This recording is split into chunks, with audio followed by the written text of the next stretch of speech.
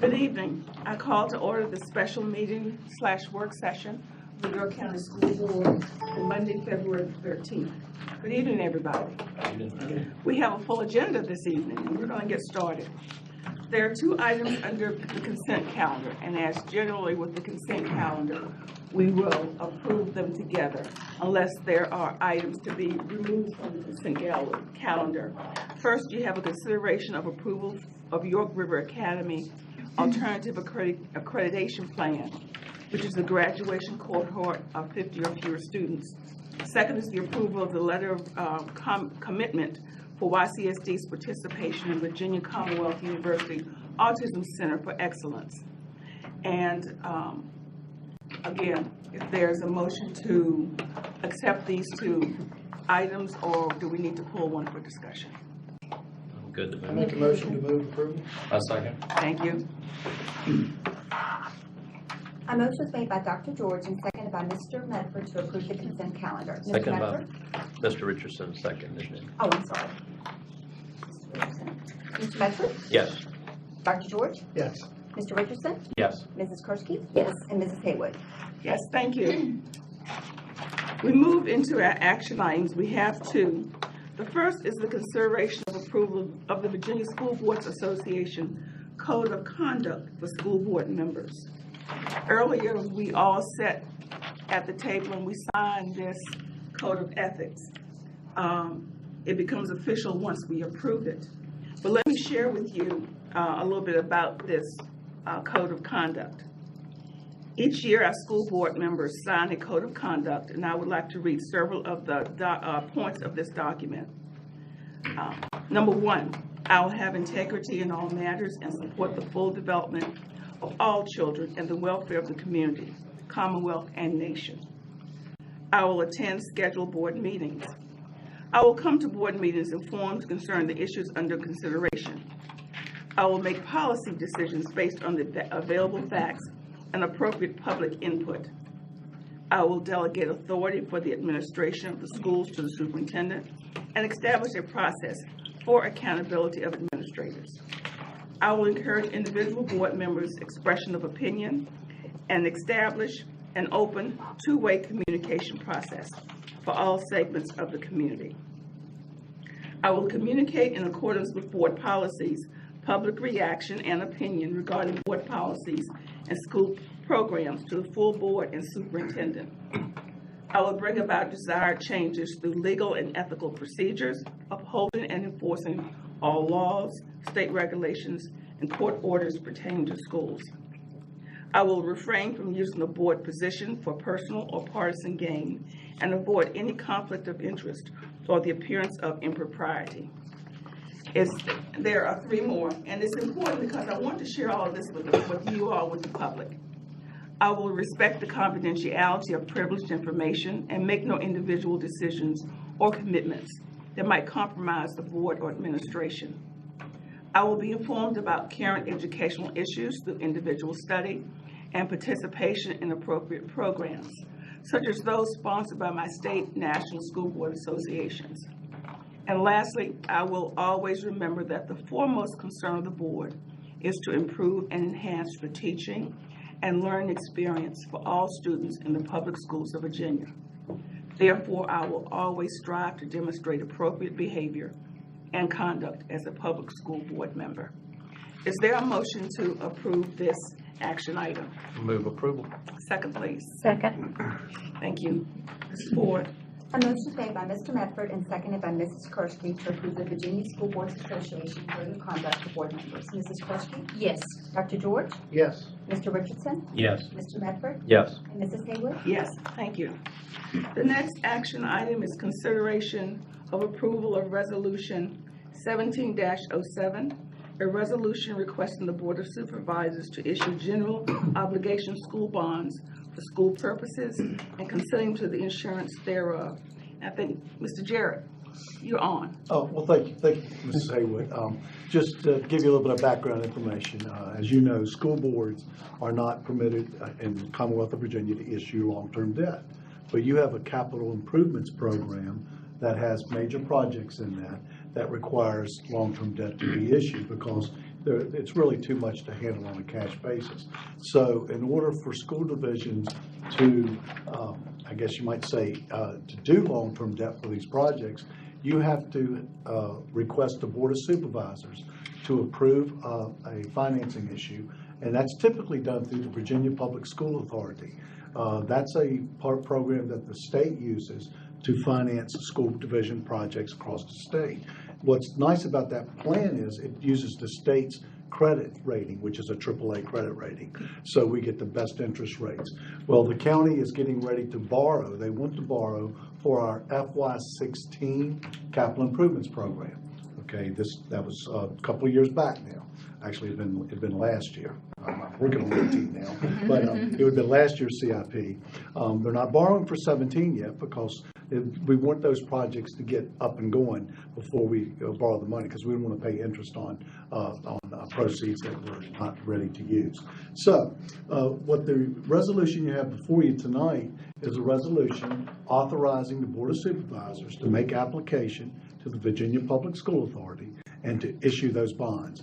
And they cannot do that without your approval. And the only project in 16 that they're not putting in the debt is the resurfacing of the track, I believe it was at Bailey Field, and that will be paid for with cash. It's $175,000. Okay, thank you. And this is an action item. Is there a motion to approve? Make a motion to approve. Second, please. Second. Any additional information needed? Mrs. Ford? A motion made by Mr. Richardson and seconded by Dr. George to approve Resolution 17-07. Mr. Richardson? Yes. Dr. George? Yes. Mrs. Kershke? Yes. Mr. Medford? Yes. Mrs. Haywood? Yes, thank you. We have one discussion item, and Dr. Shander, I will turn to you. Yes, thank you, Ms. Haywood. Good evening, board members. Our first, our one discussion topic for this evening is on the tobacco use policy. I'm going to ask Dr. Carroll if he'll open up the discussion by sharing a few comments. Thank you, Dr. Shandor. Mrs. Haywood, members of the board. You'll remember that at the November regular board meeting, student representatives from the Y Street organization requested that you revise the York County Schools policy to make it 100% tobacco free. With that request, they've suggested changes to 3 of our policies. Staff is asking tonight for direction from the board. Do you wish for us to review these policies and any others that might be affected and bring them back at a later date for with recommendations? I'd just like to say that I know that this is at least the second, if not the third time that organization with students within our buildings have brought something to us. The way I feel as a board member, I remember the days when it was much different and the teachers' lounges were smoky filled, and all the way to now where I haven't seen much in the buildings, outside the buildings like it used to be. So I don't know how our policies are now and what the expectations are within our buildings as far as when it comes to smoking. But I truly believe that with the push in the media about let this be the generation that stops that habit, and what little bit we can do, no matter how symbolic it might be or how it just tweak a couple of policies and say that YCSD basically on all our campuses will be tobacco free. I think it sends a pretty powerful message to the young people. So I like to see it go ahead and just explored a little bit further. If it's just a matter of, like I said, tweaking a few policies to bring it in line, I think that organization and the students would feel like that they've accomplished something too, but coming to us publicly at least twice and saying something. So I agree with Mark. I think it would be wise to move forward. I support a 100% smoking-free policy. And just a clarification, our current policy is no smoking in the building, just designated areas that are designated by the principal for, I would say, I would assume employees Right. or parents that may come in, I guess. But it cannot be in view of students. Okay, that's the current policy. So it, Yeah, I was going to say, I'm supportive of reviewing the policy and seeing where we might be able to tweak that. I'm on board with that. I am too, and I'm glad Mr. Richardson asked the question, because that would have been my question. What's going on now? Because I remember, shows you my age, I remember the time we had this. And it was, initially it was to have a designated area at our schools for people who did smoke. And then I thought we changed it to say smoke-free campuses, because we even included Bailey Field with that, and I knew there was some community concern because we went to sporting events that were outside. So I'm still thinking we had this in place, so I'm in agreement to now make it official. It has to be, Jim, this would be also for students, I guess from 16 up, students legally can smoke. So this would be the same for those students between 16 and 18? Well, it's 18, the law is 18, so it basically eliminates everybody in the. It's 18 or It's 18, yeah, it's been 18. So, it would eliminate most of our students anyway. It's the staff, it's the others, it's even some that are 18 that are All right, well, that attenders. takes care, I just want to make sure it was consistent with the students but that's good if it's 18 anyway, then that pretty much takes care of it. Is that correct? Yes. Okay, And, well, thank you, and then we'll bring it back to you at a later date. great. fantastic, thank you. We have several presentations. The first is a strategic plan update on Goal 5, objective relating to safe, secure environments. Our annual updates to the strategic plan are presented to reflect activities and programs that have occurred in our schools. The operational updates for the objective staff will support safe, secure educational environments under Goal 5. And this presentation is coming to us by Mr. Dolak. Thank you, Mrs. Hayward, members of the board, Dr. Shandor. I will continue with the update on Goal 5 of the strategic plan. One of the objectives of Goal 5, efficiency and safety, is that staff will support safe, secure educational environments. To that end, the Department of Operations has consistently collaborated with the Assistant County Attorney, law enforcement, and fire and life safety in developing and presenting topics on safety to administrators, teachers, substitute teachers, and also operations personnel. The division continues to provide training on topics such as workplace safety, bloodborne pathogens, and employee badges and security. These topics are presented to current and new staff to ensure a safe and efficient environment for students as well as staff. This past August, the Operations Department presented the Operations Leadership Institute. The Institute covered a wide variety of operational topics to include law and social service updates, military student services, mandatory child abuse reporting policies, family engagement, law enforcement issues to include gang awareness, transportation information, maintenance procedures, and customer service. York County School Division continues to lead the way in the local area with the administration of drills to include intruder and fire drills. Several divisions and law enforcement agencies have come to YCSD to observe drills and seek assistance in planning their drill models. In addition to intruder and fire drills, the division practices tornado, bomb threat, and severe weather drills. This year, new regulations went into effect regarding intruder drills. The school division is required to hold 2 drills at each school within the first 20 days of school, 1 in January, and 1 additional drill in the second semester. Also, in securing a safe environment for our students, a school safety inspection is completed annually with law enforcement, maintenance staff, and the safety and compliance officer for all division schools. The inspection covers the exterior as well as the interior of the building with an emphasis on security and crime prevention. When safety or security issues are discovered, they are addressed the same day. When a permanent repair cannot be made immediately, a temporary solution is employed until final repairs can be made. In addition to the school safety inspection, a playground inspection is conducted monthly at each elementary school by the safety and compliance officer to ensure there are no hazards. The inspection includes checks of the mulch level, playground borders, loose and missing parts, and general wear and tear. When an incident occurs on the playground, an investigation ensues to ensure the equipment is in proper working order. Building inspections continue to be conducted during the year by the Chief Operations Officer, the Safety and Compliance Officer, and additional maintenance staff. The interior and exterior of the buildings are reviewed. Operations staff look for items that need addressed, such as cleanliness, window and door hardware, plumbing, HVAC equipment, and lighting to ensure a safe and efficiently functioning building. Information gathered from the inspections helps the operations department plan for future operations and capital projects. The division continues with the plan to build security vestibules in the schools. The security vestibule provides an additional layer of security by directing visitor traffic to the front office and eliminates visitors entering the building without signing in with front office staff. This year, security vestibules were installed or improved at Yorktown Middle, York High, Grafton Bethel, and Waller Mill Elementary.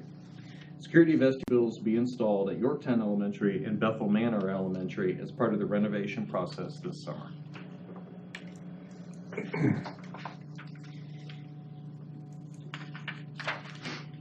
The division continues to improve the security cameras at the school campuses.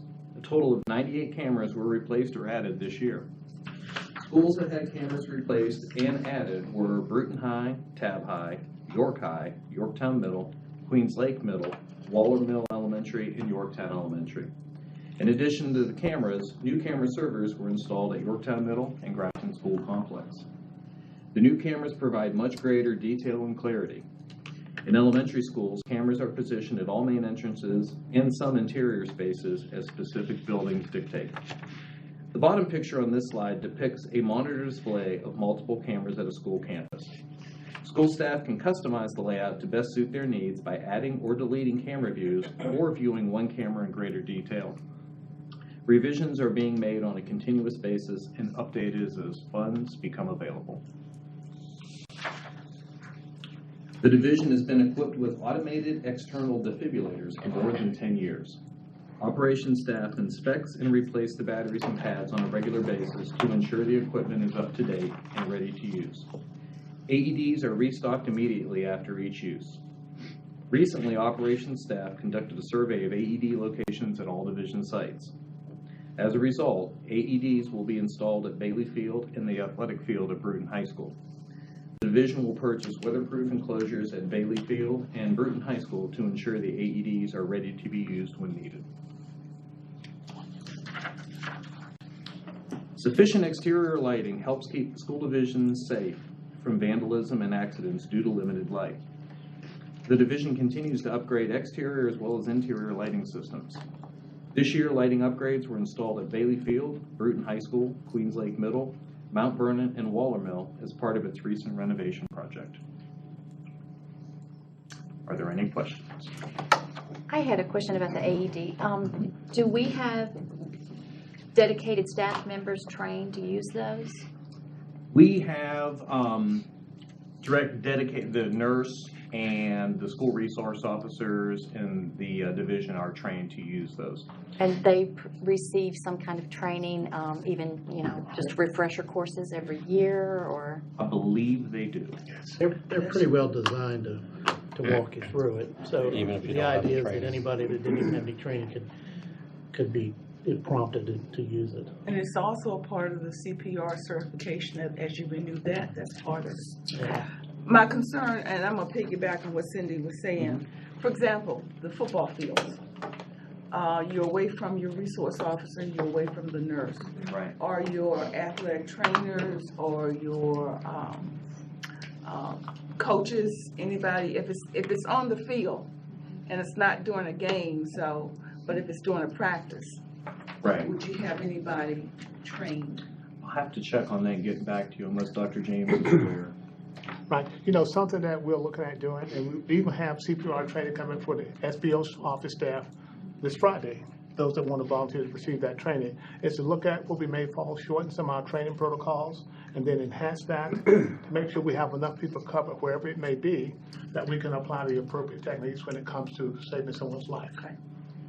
That was one of the first questions that I had when I knew this was going to the football fields to see athletic fields. So our coaches are not all trained in CPR? But they or are. First aid? They are, but I just want to make sure. Yeah. that we have the appropriate level of training. And the training is recent because I was just at an event today with a representative from the American Heart Association, and they were talking about how CPR techniques from 5 years ago are different from today. Should be every 2 years. Okay, so you're recertified every 2 years? American Heart's 2 years. Yeah, 2 years, and then what, Red Cross is every year. Every year for Red Cross, correct? I can also share, there's a new requirement starting with ninth graders next year for CPR training. And so there's been training that's occurred with all of our health and physical education teachers at the high school level. The extensiveness of that, I would have to get more information, but I know that they'll be providing that training.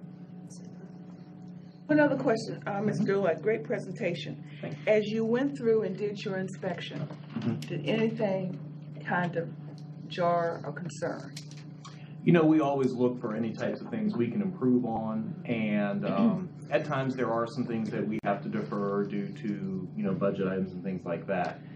Nothing that's sticking out as a general theme throughout the division. It just depends on the age of the building, the age of the system and things, and how much attention we paid to it in the past.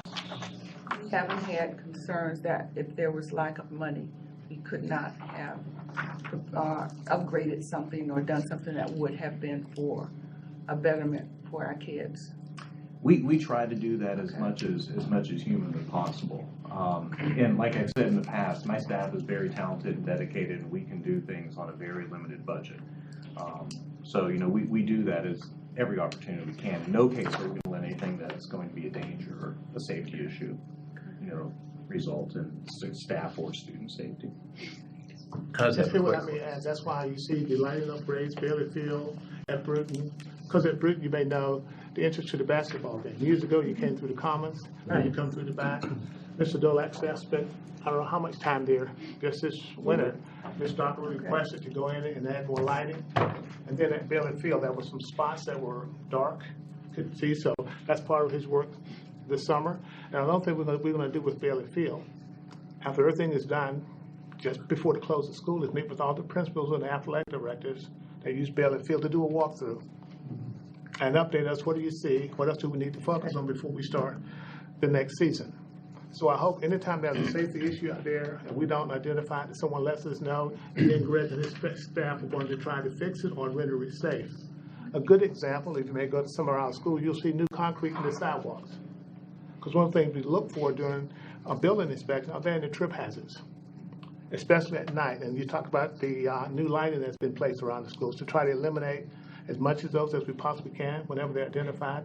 And things we have from time to time, but we try to address those and keep moving forward with that. I know y'all tackle like broken concrete and all of those kind of things you run across.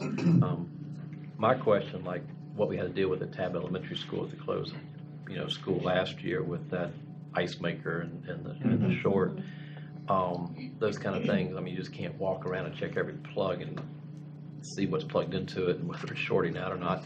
But are there things in place that we look at those kind of things to where, like when we closed schools down, things aren't still that plugged in, it shouldn't be, or the classrooms have been walked through to make sure there's not a space heater or a refrigerator still running or something? I mean, that kind of stuff. The principals at the building level do that oftentimes with their checkout lists, that, you know, refrigerators are cleaned out or unplugged and things of that nature.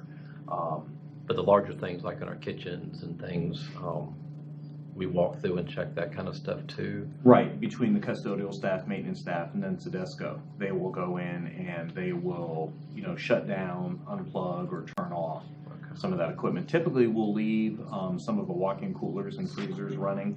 We try to consolidate some food storage, but we also leave some of those running, you know, throughout the year. But pretty much everything else is shut off. Thank you. You're welcome. Thank you, Mr. Dulac. Our second presentation on the strategic plan update on Goal 5 objectives relating to resource allocation and performance measures. Dr. Sanders. Yes, Mr. Jarrett is going to update us on Goal 5A allocation of resources, and then Mr. Lash also is going to update us on the operational updates presented under the same objective. Okay, thank you, Dr. Shandor, Mrs. Haywood, school board members. Let's first, you're going to be looking at several presentations on this particular goal tonight. And the goal is the York County School Division will maintain efficient, effective, service-oriented operations that support achievement in safe, secure environments. The first objective we're going to talk about is Objective A, which is resources will be allocated to maximize student achievement. Annual budget documents will include quantitative and qualitative information pertaining to how the allocation of resources maximizes student achievement. So we'll move directly into that. And these are several bullets we put together to reflect how this objective has been met. I'm going to go over a few of these with you, and we can talk about all of them if you choose, and then move into another slide that I think that really tells the big picture for us. But to begin with, when we look at the allocations of the budget, I want to remind everyone that fiscal year 10 was all the way up through fiscal year, really, we're still dealing with it, the recession reductions that took place. So when you look at this allocation of resources, you got to remember the context with which we were working, which was we reduced our budget over $10 to $12 million during that time period. So this allocation of resources deals with some of those reductions. So we had significant reductions fiscal year 10 all the way through fiscal year 16. And all of those reductions were done strategically, both by the superintendent, staff, and the school board. And so how do we know that? We know that, in part, it's evident by the student achievement data that we have, because student achievement data is still looking very positive for the school division. Second bullet is instructional expenditures were reduced less in fiscal year 10, 11, 12, 15, and 16 than expenditures in the school board office and in operations and maintenance. So what are we saying there? Remember, instruction is the major part of our budget. We reduced that area the least in those fiscal years. Fiscal years 13 and 14, we had significant cuts, and there was just no way we could avoid going into the instruction part of the budget. And that was the year we actually went in and eliminated some staff in the instructional area. So, but that was, I guess the good news is most of those reduction years, we stayed away from instruction. Now, we also eliminated positions in various years, and in 13 and 14, we eliminated teaching positions, and you'll see those are not up there. But in other years, we eliminated staff throughout the division. We eliminated custodians. We looked at information technology. We looked at the school board office. There's hardly an area we did not look at outside of instruction. And during that, and in that process, we did not have to lay off anyone. All of the reductions were done by attrition. And I think that's really important because we did not tell anyone that they, were no longer had a job for us. And so we were able to do that by gradually phasing those positions out. And then most recently in fiscal year 16 and 17, we've been able to, with some improvement in funding, both from the state primarily, what we've been able to do is add some teaching positions that were reduced in 13 and 14 back into the budget. We added 14 teachers in FY16, 2 occupational therapists in FY16, and then we added 5 teachers in FY17 and 6 paras. Now, most of these teachers were special ed teachers, okay? So that's an area where we don't have a lot of control of in the budget. So we were able to add teachers in to accommodate those mandates from the state and federal government. Next bullet was we adopted budgets in FY10 through 17 that allowed us to meet the class size objectives that you have in your strategic plan. That's very important because you have set forth the parameters with which you want those student-teacher ratios to be. We've been able to meet that in all of those fiscal years. And that's primarily because most of those reductions that we had in those years of cuts from the state, most of those years where the cuts were directed outside of the classroom. And this is a new bullet. FY17, the teacher pay scale moved into the top third of our comparator school divisions. You might think, well, why is that under allocation of resources? It's there because it reflects your priorities. Okay, this was a priority for this board, and you've actually achieved that objective. That's a separate objective in this plan, but it deals with allocation of resources. So you made it a priority when you allocated your resources to achieve that particular objective. And then, of course, the last bullet talks about various quantitative and qualitative information throughout the budget, which I want to take you into my next chart here. This is just one chart that we have in our budget document.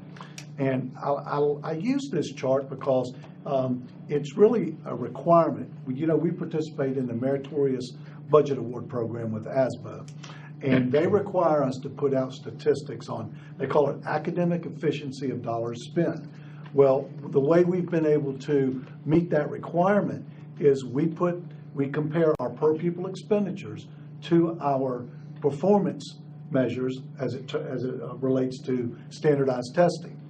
So if you look at this chart, you'll see under per pupil expenditures, that data is for fiscal year 15. The state has not released 16 data yet.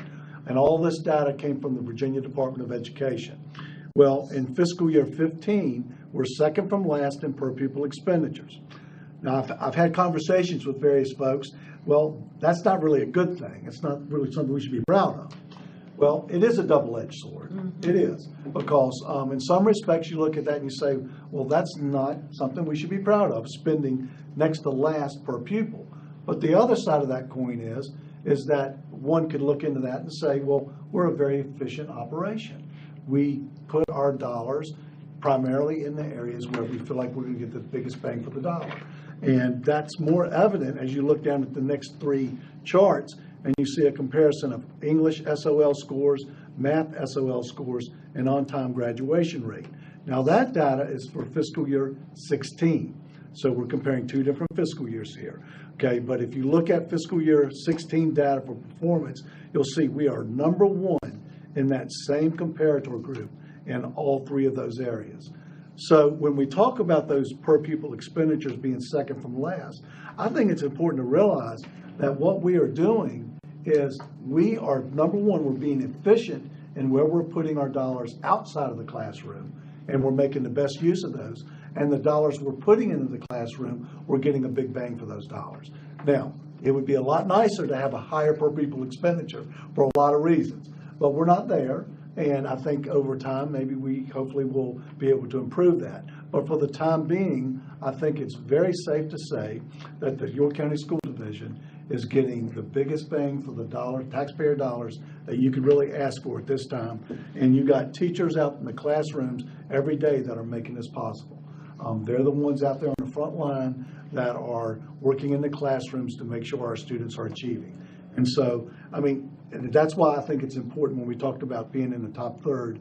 I think that's why you made that such an important goal, because you knew that that was going to have an impact on these test scores. So, so any questions about this particular objective, and we'll move on. It'll be interesting to see where we fall with per pupil cost in 2016. Yes, Very ma'am. much so. And I look at this to say, this is wonderful. How long can we maintain this on the budget we're using? Again, keeps in mind those deficits that you previously mentioned and teacher salaries and so forth, how they are the front runners, they are the ones in the classroom making this happen. But then how long can we keep that salary the way it is and expect them to? I agree, Mrs. Haywood. This has a cumulative effect over time, so it's something that we have to be very cognizant of. And to be honest about this, if you think about it, during those years, during those recession years, the primary way you balanced the budget, there were two primary ways. You cut a significant number of positions out of the budget, and you didn't provide any pay raises for staff for a period of 5 years. Okay, and that was how you were able to do this. Now, we weren't by ourselves in that process. Other school divisions across the state were dealing with it in the same fashion. But yes, you're right. I think over time, this has an impact. We're already starting to feel some of that because we've reduced buses and we've reduced textbooks during that period of time as well. And we're starting to feel that now. And we're starting to, we're talking more about, hey, we've got to start getting back on those right schedules for those two areas. I had worried about the pay scale because it's been a while since we implemented the new teacher pay scale. So that's encouraging news to know that we're in the top third. How does that compare? Is that like every step on our pay scale is now in the top third, or? That's a good question, and the way we do that is we do compare every step on each pay lane, but we don't have every step in the top three. We have the vast majority of steps in the top three. Then we take it a second step and we look over and we say, okay, where are staff on the pay scale? And then we rank staff. And so it varies between steps and staff, but overall, we are in the top third. I mean, there's probably the one area where we have the least in the top third, I believe it was the bachelor's pay lane. No, it was the master's pay lane. And so, but there we were over 70%. So it's still a significant number. My message to the school board, I believe you was at the last meeting. I may be wrong about that.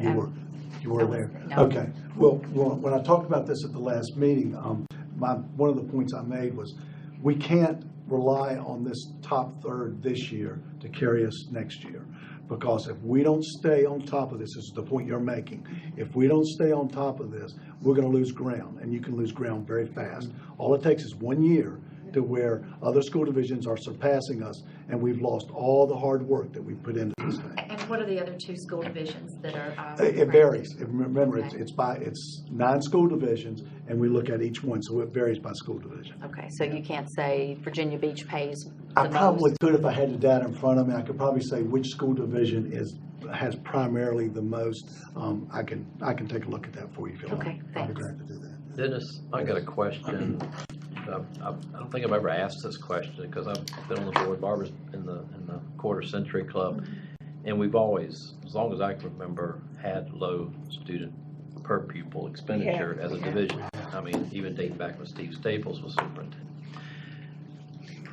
What are the other divisions? I mean, have we ever looked, do they have more programs? Do they have lower student-teacher ratios? Is it, what drives everyone else to have quite significant higher expenditure per pupil versus us, Suffolk? We're the two lowest right now based on this information. I mean, what is it that they're doing different that we're? There's a lot of factors in that, and there's one graph that I used to put up. I don't put it up anymore because it has shifted a little bit, but oddly enough, and as an administrator, when you look at our administrative staffing compared to other school divisions, it used to be, I haven't looked at it recently, it used to be significantly lower on a per pupil basis. That's what I was thinking, because I look at our central office and I look at how much one position has to manage or do, and then I think, okay, well, is that what Virginia Beach, Newport News, and Norfolk and others, those people have, they can put more time into fewer things than having more things they get with less time to do it. And some things get put back because they don't have time to do it. I mean, is that what we see, maybe? And you just mentioned it. That's one area. There are other areas. I think it probably occurs in the classroom as well. The number of paraeducators may be assigned. There's a lot of factors that go into that. We haven't done an analysis to see every area that, how we compare to other school divisions. That would be a pretty large undertaking to do. It possibly could be done, but we have not done that. So the state or the SBA doesn't have anything that we can look at? Well, the state does have some data that we can look at on a categorical basis. For example, with the categories of instruction, administration, attendance, and health, pupil transportation, operations and maintenance. Those are categories, and we could do an analysis looking at the broad categories like that to see, for example, does our maintenance department on a per student basis, how does that compare to a Newport News or Hampton? We could do the same thing with instruction. But to get any further detail than that, then you'd have to go to those school divisions and say, tell me how you're staffing. What are you doing at the staffing level? And we don't have the staff to pull that off. Yeah, well, But, to counter that, I think you see, how is their extra money affecting their scores? Because we're first. So the extra money they're receiving is not really affecting the student success. And is there a connection between facilities and this per pupil expenditure, or is that totally? It is totally separate, and thank you for raising that. It's a very good point. This only deals with the operating budget. This does not deal with capital improvement expenditures. They're a separate category altogether. The state pulls those out and reports those separately. I know we're significantly different than some of the surrounding. Yes, yes. divisions when it comes to Could be. new structures versus, Well, you guys have made it a real priority also to make sure you keep your buildings up to date. I mean, you try to renovate every building every 20 years. I'm not sure every school division has that kind of a priority out there. So, yeah, you're right. Our buildings, I would venture to say, are probably in much better condition than some of our surrounding school divisions. That could have an effect of leading to better learning too. Yes, very much Child so. that goes to a school that's run down, broken windows, and Yes. you don't care, they don't care. Yes. Well, we're the first school division, I believe, and Dr. James, you correct me if I'm wrong, that instituted badges to get into our buildings. I mean, that was a security and safety concern you had. So we were the first school division in this area to do that. So we have kind of led the way in a number of areas. HVAC is another one. We have a very, very efficient HVAC program, probably more so than other school divisions in this region. That helps that per pupil cost stay down.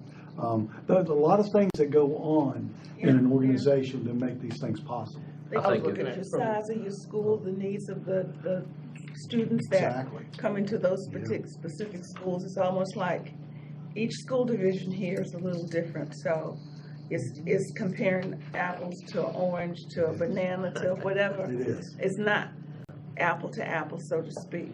But if I was a real estate agent, Oh, yeah.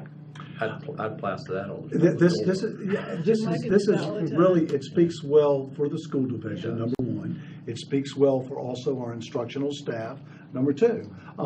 But I will caution that with to say, it would be nice if we had more money to work with, we could probably do a lot more, okay? But, we work with the resources that we have and we make the best of it. And that's what this slide is showing you. You're making the best of what you've got. I was approaching it actually from the other angle, in terms of facilities. We have pretty basic structures that we build, good solid structures that we don't have the bells and whistles that perhaps surround, which I've always appreciated, not having to have that. So, I mean, that money's going to come from somewhere, capital budget, but ultimately we know how things are intermingled, so. That's exactly right. Okay. For one pot, it's not there for the other. Well, you just approved the bond issue earlier. Well, that gets paid with taxpayer dollars. And these are the only 4 areas that the state looks at with respect to this efficiency. Well, I just pulled the per pupil cost down. Right. Now, there's a number of benchmarks that could be looked at. I'm sure Dr. Guy could pull out a bunch of student performance data and relate that to other school divisions. These are just the ones that we typically look at.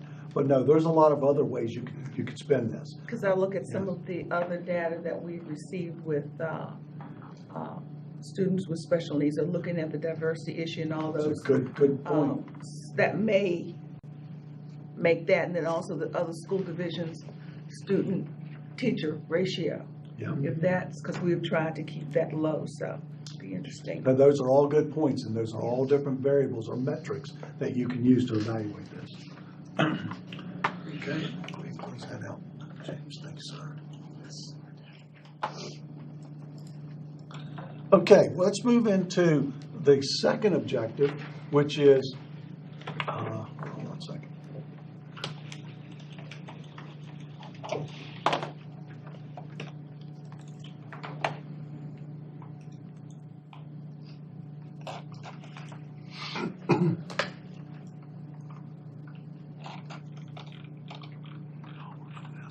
Okay, which is the performance measures.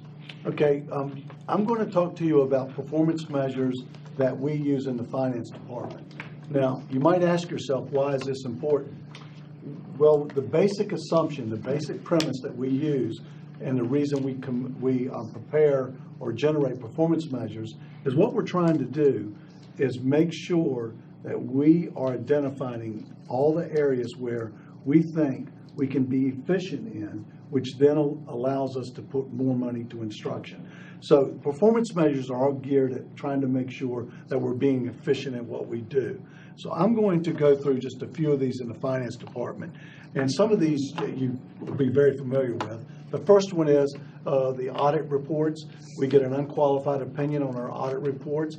That's something I think the taxpayers can be very proud of. On the Student Activity Fund audit report, we also get an unqualified period of opinion on that, dealing with cash receipts and cash disbursements. On your CAFR, the Comprehensive Annual Financial Report, that has continued to receive the ASBO and the GFOA awards.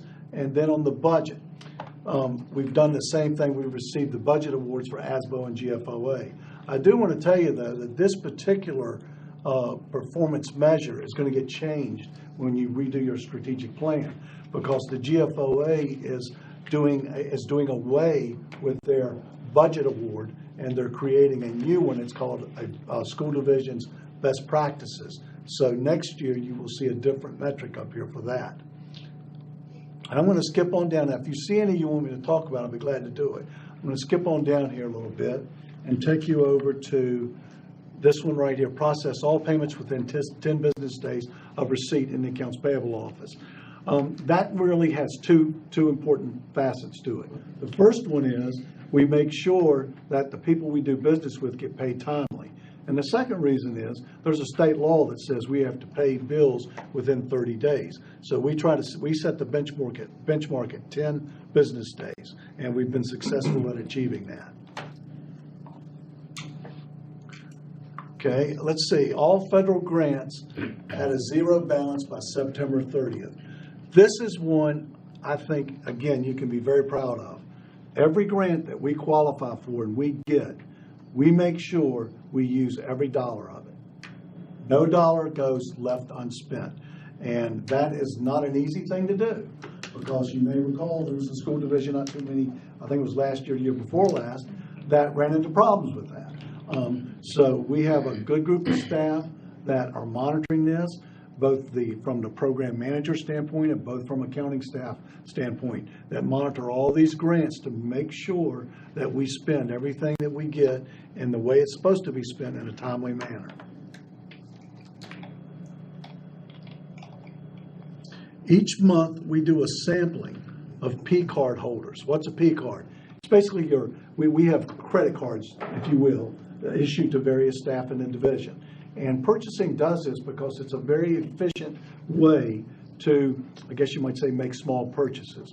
Now, we have probably 100 staff members with P cards. So what we do is I have one of my staff folks go out each month and audits various P cards. And so what happens is, hopefully, over a year's period of time, we try to make sure everyone gets audited at least one time. We do that to again, raise our confidence level that folks are using their P cards the way they're supposed to.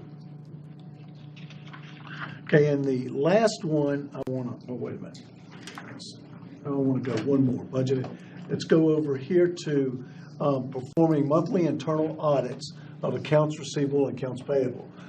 We don't have an internal auditor in our division, but I have staff that are cross-trained. So staff will go in and audit another person's work each month. And so that's one way that we in our department kind of keep a check on each other, if you will, by other folks looking at their work. And then the last measure I want to show you is payroll. The benchmark is maintain a 98 to 100% accuracy rate in processing payroll checks. If you look at, we put out about 37,000 checks last year. I call them checks, not really checks. They're really electronic fund transfers. We don't even cut checks anymore. Very rarely we do, very rarely. Even if when you're on the payroll system, you use electronic funds transfer. So I call them checks for the benefit of this presentation, though. So if you look at those various payroll classifications, those are the different payrolls that are ran, and you can see the percentage of accuracy there. If you just use the lowest percent of accuracy, I mean that's like 50 EFTs, if you will, or checks that were inaccurate over a period of a year. That I think really speaks well of our payroll department. They really do try to do the best they can to make sure people get paid timely and accurately, because there's nothing worse than someone working hard during the month and they get their paycheck and they say, oh no, this can't be right. So we try to avoid those gotchas out there. So payroll staff, I give them credit for all of that. Any other items you would like to discuss, I'd be glad to do that. Okay, thank you. Thank you, Mr. Chair. All right, I'm going to ask James Lash to come up to the podium. I'm going to say pulpit. Come on up to the podium. James, preach. Okay, good evening, Chairman Haywood, members of the board, Dr. Shandor. I'd like to take some time to talk to you about objectives in Goal 5, efficiency and safety, that addresses performance measures. Operations departments, including transportation, vehicle maintenance, building maintenance, as well as information technology, use the performance measures to enhance the quality of the services we provide to support the instructional program. You've been provided a spreadsheet with a full listing of performance measures for operations areas. This evening, I will highlight some of the measures within the complete list. The first area of discussion is transportation and vehicle maintenance. The two measures are total operating costs per regular and exclusive student mile, as well as bus road breakdowns per 100,000 student miles. Exclusive student miles pertains to students with disabilities that receive special transportation. In total operating costs, you'll notice a slight fluctuation over the 3-year average. This is driven mainly by the cost of fuel, parts, and employee compensation. In the second measure, bus road breakdowns, you will notice an increase. Factors that can affect this measure are an increase in the bus replacement schedule from 12 to 14 years, an increase in the cost of parts and repairs, as well as our ability to repair buses in the field so towing is not required. The next area of discussion is building maintenance and custodial services. In the first measure, work orders completed for 100 hours of trade group time, you will see the completion rate remain stable with slight fluctuation. This number can be affected by the requirements for each specific work order. With the addition of building square footage and a flat increase in personnel, this can be seen as a positive trend. In the next measure, safety work orders, there's also a slight decrease in the completion rate. As we continue our focus on safety issues, new situations are developing which require more in-depth work. As we work through new situations, some of the requests become more complex. As always, security issues are addressed immediately. And the maintenance department continues to place building safety as its highest priority. The third area is network administration. This encompasses all the wired and wireless networks and the management of the servers and storage of data. The first measure, wireless devices connecting to the network any given day, has an increase in its second year of measurement. Mostly we have iPhones and Android devices, as well as iPads, iPods, and Chromebooks. We also have Kindles, Nooks, etc. With the increase in wireless device usage, we will continue to monitor these numbers. The last measure, user documents, files stored, has increased from last year. This is significant because as the number of documents and files saved rise, additional storage space will be required to meet the demand. Our next area this evening is computer maintenance. This is the maintenance and repair of the division's computer hardware, including computers, monitors, LCD projectors, printers, document cameras, VCRs, wireless keyboards, and mice, in addition to resolution of software issues through technicians at the computer help desk. I am pleased to report that the IT department continues to resolve a high percentage of issues on the same day the issue was reported, with a continued increase over last year. This maximizes the opportunity for students and teachers to utilize technology in the instructional program. Issues that can't be resolved in one day are often caused by aging equipment or equipment that needs to be returned to the manufacturer. While discussing computer maintenance, care must be taken to ensure the system infrastructure is maintained and regularly updated, as servers, hubs, and switches are subject to failure with age. Our final measure this evening is energy management.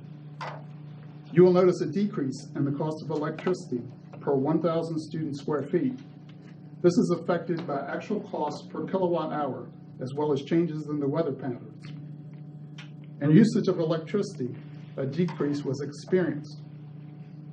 Finally, electricity cost avoidance increased over last year. This is a good thing. Electrical cost avoidance is a measure of funds not spent based on reduction efforts employed by the division. Examples such as geothermal HVAC systems, occupancy scheduling, occupancy sensors, internal and external LED lighting retrofits, and HVAC upgrades have resulted in savings. The division continues to look for savings in all areas possible. Thank you for your time this evening. Once again, please reference the complete operations performance measures spreadsheet for further information. Are there any questions? Questions by board members? That's a lot of files. Are you looking at cloud-based storage? Are you looking at cloud-based storage? We're using cloud-based storage quite a bit right now. Okay, good. Thank you. Thank you, Mr. Lash. The next strategic plan update is on Goal 5 objective, relating to customer service surveys. Dr. Shandor. Yes, Mr. Mead is going to kick this presentation off as it relates to informational technology, and then Dr. Carroll will also share some information related to the surveys related to human resources. Good evening, Mrs. Haywood, members of the board, Dr. Shander. Tonight we're going to talk about the annual customer satisfaction surveys. This is in part of Goal 5, where the customer needs will be met or exceeded by operations staff members. Customer service surveys will be conducted by November 1st of each year. We have a couple of surveys that are done. The first one is the operations survey. This survey goes to all principals, assistant principals, and high school athletic directors. It's based on a 5-point scale. There are 51 employees in that pool. 32 of them, 63%, completed the survey. This gives us a margin of error of plus or minus 10.4%. The school administration, you can see that there was a uptick on courtesy, but there was a continuing downward trend on effective and timely. Those concern us. We are going to continue to get feedback more specific from individual building administrators to try to understand what's going on in that situation, provide more situational and scenario training for administrators, and also provide them with more training on policies, procedures, and protocols for their own edification. In that survey, our maintenance department generally showed upticks in all categories: responsiveness, routine maintenance satisfaction, energy and emergency maintenance satisfaction, communicate timeliness of communications, knowledge, courtesy, and professionalism. Quality of work, problem-solving ability, ease of contact, and overall level of service pretty much maintain status quo. Custodial services was a bright spot with several trending upward. Responsiveness, their response to special requests, their knowledge and courtesy and professionalism, their quality of work, and their accessibility. Also, their pest control service, their overall cleanliness of schools, cleanliness of classrooms, and cleanliness of the main offices. Maintenance staff will continue to review data, work order databases, anecdotal information from their inspections and so forth with staff, also increasing their communication with those additional building stakeholders, keeping in mind that that survey is all principals, assistant principals, and athletic directors, making sure that they're aware of all the things that are going on in the building so that they're better informed when they're completing the survey. and research areas for improvement, explore new products and procedures to improve the efficiency. As you work with this survey group, would you give us feedback as to what you find when you go in and do the specific one-on-one? Certainly, yes. The transportation part of the survey generally was up in all areas with the exception of ease of contact. And basically that gets around to availability of resources. When you're pulling staff off of the telephones in order to put them on the road to drive, then you may be a little more difficult to get a hold of. And so that is, we understand that and know what's going on. Again, you can see in most areas there, everything was ticking up or basically maintaining status quo.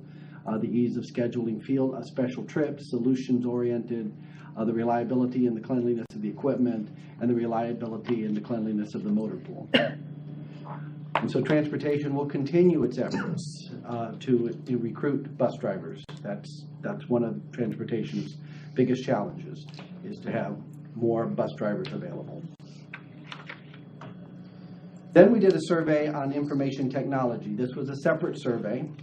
Also, it's based on a 5-point scale. We include all employee groups that use computer technology. That's about 1,452 employees in the pool. We sent the survey to 600 employees, and we had 258. 43% of the population completed that survey. This gives us, on this survey, a margin of error plus or minus 5.9%, so a little bit better margin of error than the other survey. And here, information technology basically is holding its own in all categories, nothing significant as far as customer service, reliability, assistance, value of the service, and the quality of the service. Also, their satisfaction with the help desk, their computer support technicians. We saw a little bit of dip in the VDI, I'm going to talk about that in a moment, and the wireless network, which we don't really understand why that would have dipped, because our wireless network is working everywhere, and we have a significant amount of bandwidth to the internet. So that's going to take a little bit more research if we can find out what the concern is there. And maybe it's one of those cases where there just isn't possible to have enough. So.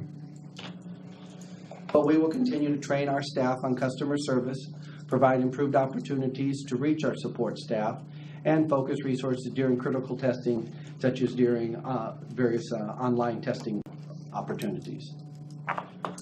Now, normally I present this data that comes from the customer satisfaction survey, but I present it when we do the digital resource presentation. But this year we consider that project to be done. There's really nothing to report on it.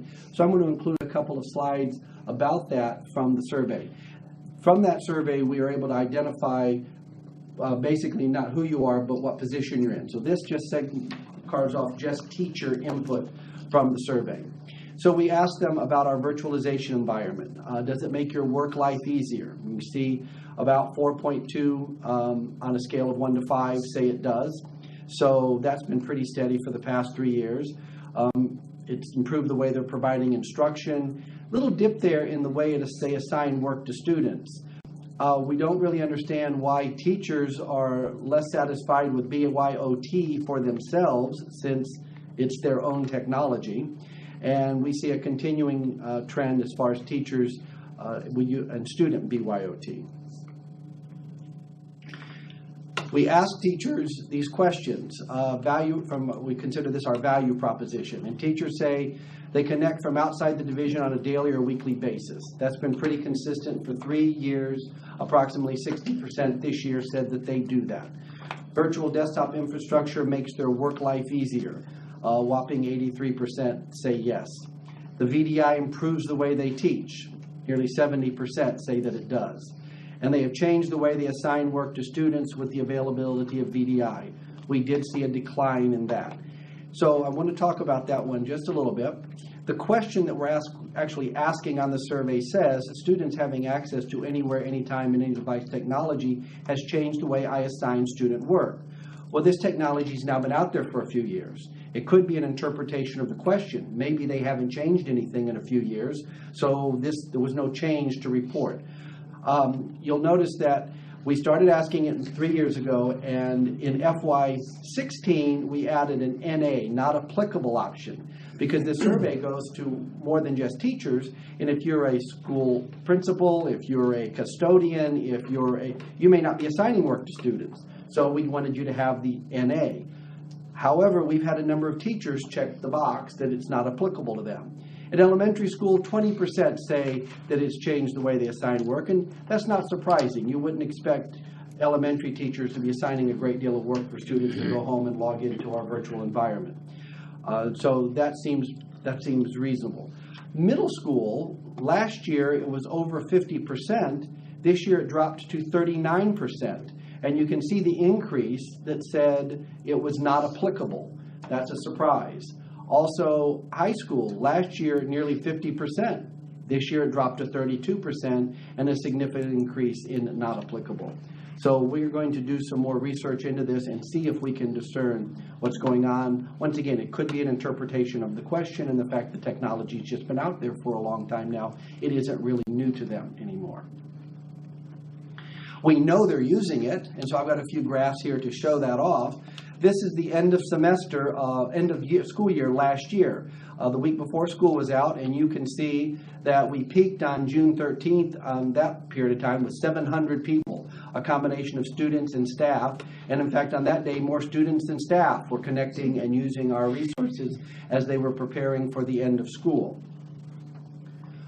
Over winter break this year, every single day during winter break, we have people logging in and using the resources that we're making available. Obviously, the couple of days before school starts, it starts to climb radically, but we even had a student at 10:53 p.m. on Christmas night logging in and using the system using Photoshop. We had over 1,400 virtual desktops launched during winter break this year. Now, while everybody else was waiting for the snow to go away, we had quite a bit of use of our system during the snow days. We had 945 connections, 599 unique students or teachers. So obviously some are connecting more than once. And in fact, we had one student who connected and used the system 8 times during those 5 days. But we do know that it is being used and used quite a bit. Now, were they connecting to find out if midterms would be canceled, or? They don't need to connect for that purpose. So there's really no reason to connect unless you want to use the applications that we're making available or to get access to your data because you're doing homework or doing some other type of work. You don't even need to connect to it in order to go online and get to the internet and do research. So this is people actually wanting to use the applications. Awesome. So from the comments, and this is again from the teacher section, we had several positive comments about the technology. It keeps the lines of communication open and makes learning a platform that all individuals can access. I don't have to print, make copies of assignments, so students can access them electronically. I also like having them submit assignments to Aspen. Being able to work from home, though it lengthens my workday. I like that we have a virtual environment and that we can use our personal devices in it. So this is somebody who likes the BYOT. I love Citrix and kids signing into their own Citrix. Citrix means I never leave anything at school by accident. And I love keeping everything in the cloud. Having worked with another school district, you guys need to know you're the best. Now, there's always the other side and some areas for improvement. We have somebody who says they would like for us to answer the phone, not being sent to voicemail. We typically have 2 to 3 technicians on our helpline, and when they're all on the phone, you're going to go to voicemail. So I need to help people understand that. Having technicians begin at 7 a.m. in the morning to resolve issues before school. Well, we have 2 people on the help desk at 7 a.m. and about half of our technicians come in at 7 a.m. and work 7 to 4. Be available after school dismissal hours. We also have 1 technician on the help desk until 5 o'clock, and we have about half of our technicians that work 8 to 5, so they're available till 5 o'clock. So I'm afraid they're just calling when the lines are busy and they're thinking that we're not available. Somebody says, I hate the virtual environment, it is so restrictive. I don't know what could be less restrictive than the virtual environment, but we would certainly like to find that out and make it better for the person. Respond to problems and issues in a more timely manner. as Mr. Lash just reported, we are closing 85% of our work orders on the same day. But if you're having a problem and you're having it today, you know, the day may not be good enough. You may have wanted it in 10 minutes. And so, you know, but we're doing our best.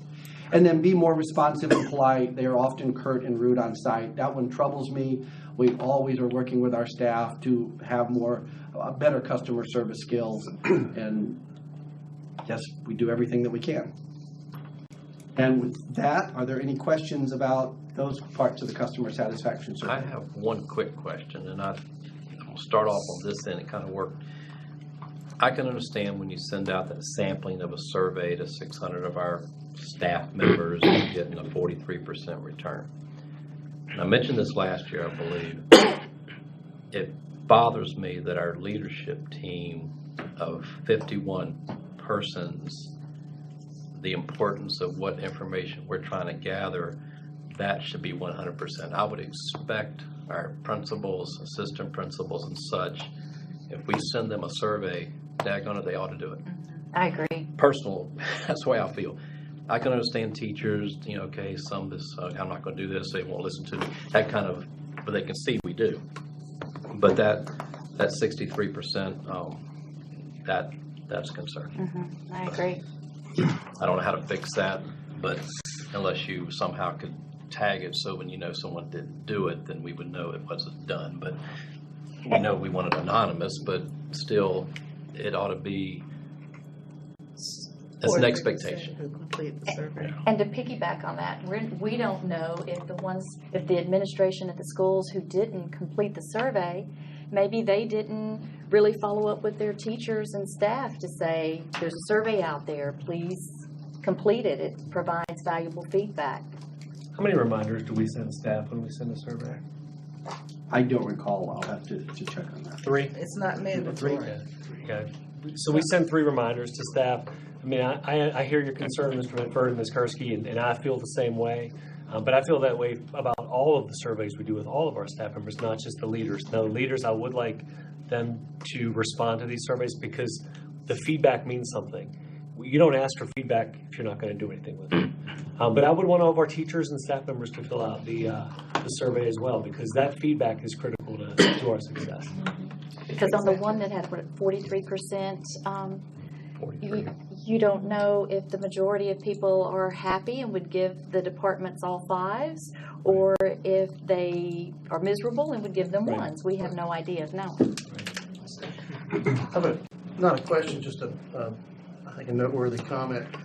Dennis, our custodial staff is still, we're understaffed still, I'm assuming. Yes, I just think it's worth noting, you know, these types of remarks that you're getting on the job that they're doing and everything from their attitude to the work that they're doing, yet they're understaffed. I mean, I just think that speaks volumes for our custodians. It absolutely does speak. I was going to mention the same thing. I couldn't be more proud of that team. We just had an event the other day with one of our staff members on our team who received an Apple Award, and you know, the majority of the team was there for our custodial team, and those folks work really hard. Those ladies and gentlemen work unbelievably hard, and you can see it in our schools. We talked earlier about, you know, some of our buildings may be old, but you know, it's February and you can walk on our hallways and they're still shining. You know, the floors are still shining, and you know, we had many of us worked with them this summer as we were moving into Wallen Mill, and they were all there, and after we left, they stayed and worked for, you know, endless hours to make sure that building was ready. So I was thrilled to see those upticks in all of their metrics, but I'm not surprised by that because those people work so hard and they certainly deserve those marks. Yeah, I wasn't surprised either because, I mean, they got their finger on the pulse. I mean, literally, they're the go-to for anything that a staff member in the building needs, and they always got the smile on their face. They're always welcoming to whatever needs to be done. They don't even hesitate. They'll drop what they're doing to take care of it, and that's what we see. And the results, so yes. It's important to note that they do more than just make sure the school's clean. Oh, yes. They're sometimes the psychologist for people in the school. You know, they bring a great sense of humor to the school. They do such a great job at encouraging students, and they're a big part of everything that we do. We do have safety too. Yeah, They're absolutely. on the lookout. And we do have that one that It's that Dallas Cowboy. I forget her name. Between the Dare Elementary School Board Yeah, office, if she's yeah, not watching, but do something about that. I'm working on that. I have one more question too. When we were going through, we were talking about recruitment of, I guess, school bus drivers. And that's been a problem that's plagued the school division for a long, long time, way before I've even come on board here. Do we do any exit surveys with the school bus drivers on what we could do to retain and hire school bus drivers? I know pay is one of the issues, Right, certainly. not specifically with, I'm sorry. But I was just going to ask, have we even thought about doing any exit surveys for bus drivers that are leaving or? Not specifically with them. Every employee that leaves the division is offered that. And actually, there's a cash bonus that comes along with that. $50? And they're not participating, or are they? Or do you I'd know? have to look that up. I was just curious. I don't know if that would lead to any ideas to I make think things better. I don't know. You know, the compensation is a real problem, and as we try, as we try to keep up, other divisions are Absolutely playing the same game. But we know we have a lot of employees, teachers that have stayed here with the low pay over the years and are doing an exceptional job. But I didn't know if maybe there were some other factors that would help retain them. It seems recently that the surrounding divisions are making those raises, and they're doing it very late in the budget process. So we're not seeing where we stack up with the market until after the fact. Okay, that's just a question, but thank you. Appreciate that. I think the last thing I would like to ask, I agree with Mark and Cindy. And with your 3 contacts, your 3 requests going out, reminders, and still not getting it, based on what we have, what you all do, look at other opportunities or suggestions that you may give to us. What do we need to do to truly get a better than of the 51 that it was said to, 32 responded? It's important that we know what's going on in that building so we know how to fix the problem. Does the Don't tell reminder us. need to come from the superintendent? Or from the board, for that matter. I don't know, but anything that you can think of that would. Well, one option is, I'm sorry to interrupt you. One option is, we meet with principals every other month or every month, and we meet with assistant principals. When we have those meetings, have that survey completed during that meeting when they're captured. You hate to do that sometimes to folks, but getting that feedback is important. And I know that Dr. Jones meets with athletic directors as well. So there's 8 of them. So certainly that's something that we'll look at. Good idea. Okay. All right. Thank you, Mr. Mead. So we'll transition to the Human Resources Survey. Thank you, Mr. Mead. This year, the Human Resources Department received quite mixed results from our choice surveys. First, we'll revisit the 6 areas answered by that same pool of principals, assistant principals, and athletic directors. With that said, as far as the larger margin of error on this one, the trend lines are noticeably down for this survey. We do see averages all above neutral, but with marked declines in 4 of the 6 areas. The first item that is of no surprise is the area of knowledge, which of course is interdependently linked to most of the others. The department has seen a great number of retirements over the last 2 years, with only 2 members out of 9 that have more than 2 years' experience with the department. This trend should turn around next year as this group gains division, experience, and with working with each other. Other than that, the comments that came along with it were extremely varied and revealed no one direction for improvement other than providing further training for our administrators on our application tracking system. In addition, we've already instituted improved telephone protocols for incoming calls and voicemail procedures. And I'll be eliciting more evaluative feedback from our site-based administrators. The second survey is more indicative of how the department is serving the entire division. This separate survey solicited feedback from 600 employees, and we received 314 responses, yielding a much smaller margin of error. Here we see a quite different picture of the Human Resources Department performance. We saw incremental change in all 6 categories with increases in 4 of the 6 areas and 5 of the 6 averages scoring over a 4 for a grade.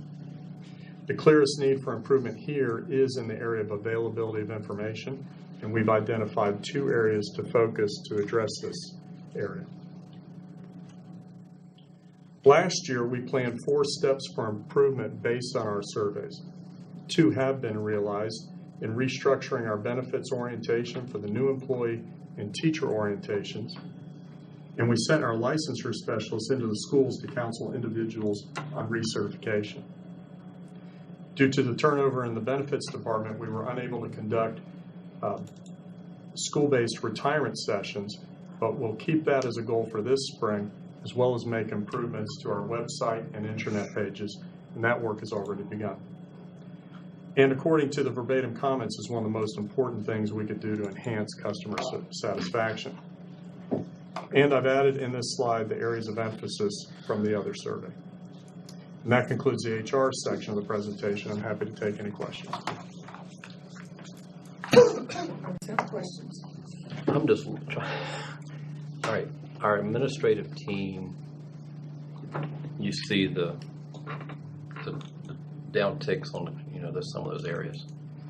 But you look at the larger group of our just randomly selected employees that have received the survey, of course, you don't see that. You see ups and you see good information.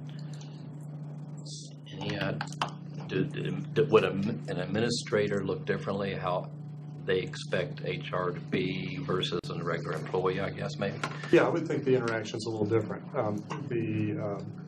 With the division as a whole, you're going to see a lot of the same types of requests, calling in for the benefits person to talk about possible retirement or what is or their medical program. There's other types of requests that are common, and we're gonna handle the same way. Administrators are usually dealing with more complex decisions and questions, and that may need more reflection or more coordination within the department. And that's where I've got to get with each of the administrators, kind of dig down and find out where we're falling short. I don't know if it'd be falling short or it's this interpretation of, in some cases, the complications take time to work out or work through, where an employee gives an immediate answer because, like you said, the answer to the question is simple. So I'm just wondering if that has some pieces in here that, I don't know, they're just interesting. Well, like you said, the comments were so varied, you just couldn't pin it down. So that's why I think we got to drill down on it a little more. And then to get the number completed, worked on too, so yeah. Right. Well, what I hear out of HR myself is that it's a fine-tuned machine, it's running great. They like the way it is now. I didn't get that before, years ago. So I heard more negatives than positives. Now I hear positives, really don't hear negatives at all. So for me, that this is one thing, but what we hear out and about is added to this whole thing here. Well, it's good to hear. Thank you. I think the bottom line about all these presentations is that I've always said the good, the bad, the ugly. This is showing us where we're strong, showing us where we need to be, showing us areas we need to focus on. That's the good part of the evaluation. Okay, now we move down to, first of all, do you all need a break? This would be great. Okay. Thank you. We'll take a break. This would be a great time.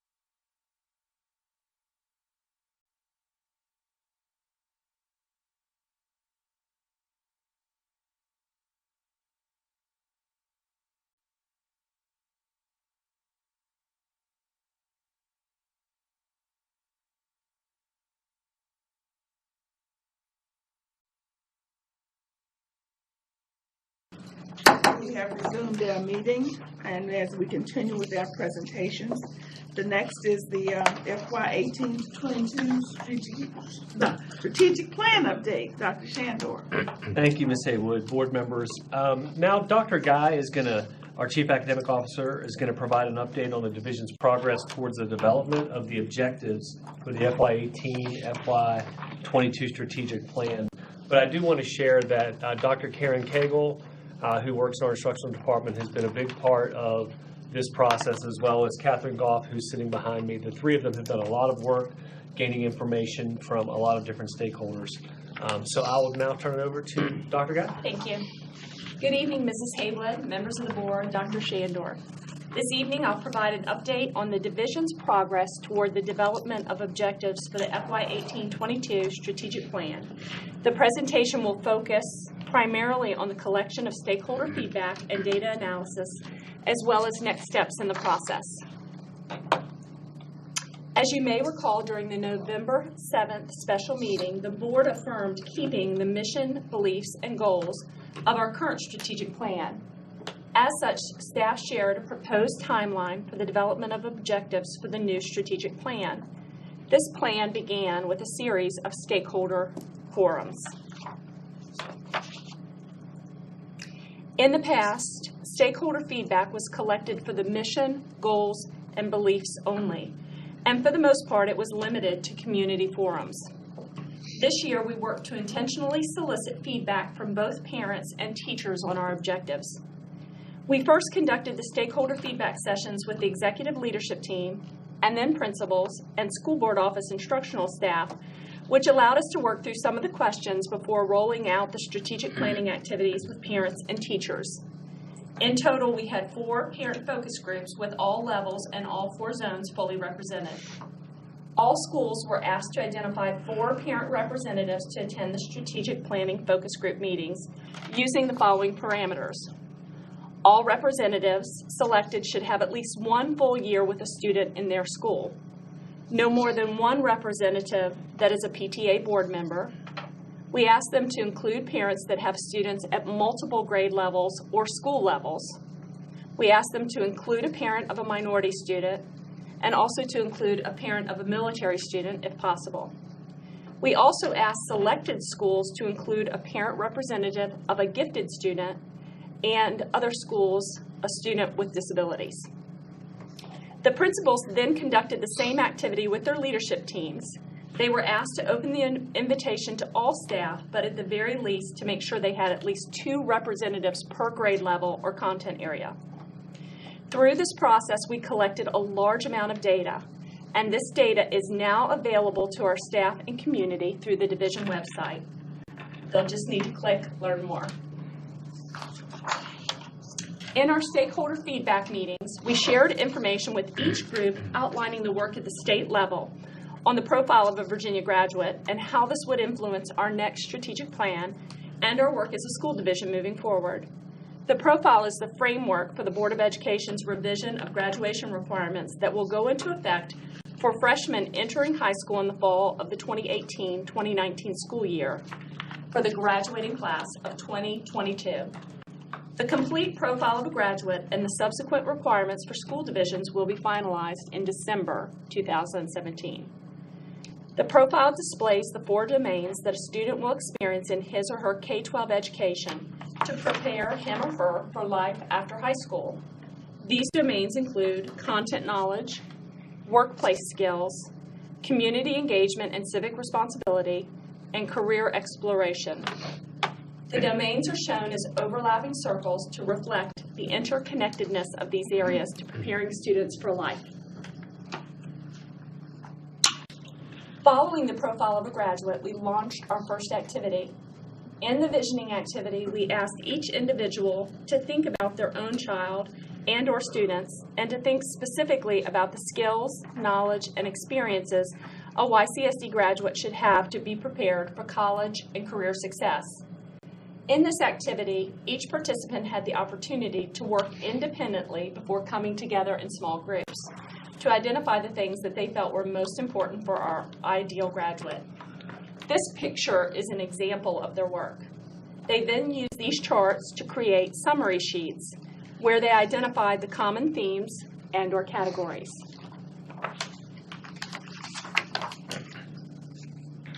For the objective writing activity, every participant was given the opportunity to write no more than 2 objectives that he or she felt were critical to our students' future success. Whereas the visioning activity gave us a collaborative perspective of what was important to our stakeholders. This activity allowed us to see what was important to each participant. The third component of our stakeholder feedback sessions was a survey on our current strategic plan. With respect to the survey, participants reviewed objectives in our current strategic plan and were asked to identify the importance of each to the division's future success. They were then asked to make recommendations for each objective to keep, discard, or revise. Participants were also given the opportunity to provide open-ended responses within each goal. We had more than 400 responses, so some of the open-ended questions related to revisions for each goal are quite extensive. In total, we collected 78 summary sheets, 496 index cards, and 408 surveys from our various stakeholder groups.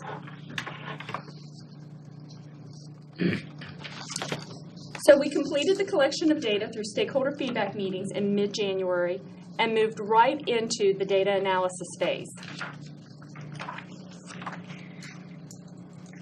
As I shared earlier, each focus group created 3 summary sheets that identified skills and knowledge, experiences, and implications. So how do you take 78 summary sheets and condense the information down into 1 sheet for each area? At our January principals meeting, we divided our principals into zone teams to review and synthesize the summary sheets for skills and knowledge and experiences from their zone into 1 sheet that noted the number of times each item or theme appeared. The executive leadership team followed the same protocol with the summary sheets from the parent focus groups, central office, and school-based administrative teams. Once this task was completed, each zone sent representatives to either the skills and knowledge group or the experiences group for further synthesizing, compiling the 5 summary documents into 1 list for skills and knowledge and another for experiences. This slide shows the final results of that data analysis. When asked what skills, knowledge, and experiences a YCSD graduate should have to be prepared for college and career success, these are the major categories or themes that our stakeholders identified. The implication summary sheets were not reviewed at this time, but will be used at a later date as we begin crafting objectives. To sort the 496 index cards into common themes, we asked our principals to send representatives from their school. We had 15 school-based participants, most of whom were teachers, representing all zones and levels, and we had 15 central office staff members to include instruction and operations. Working in teams of 2 with more than 30 cards apiece, each team sorted their cards into themes or categories. Then as a collective group, we came to agreement on what each category or theme included, and then each member sorted the cards into 1 of 19 categories with an additional other category for the cards that did not fall into a common theme. This slide shows the categories or themes and the number of objectives written that fell within each category.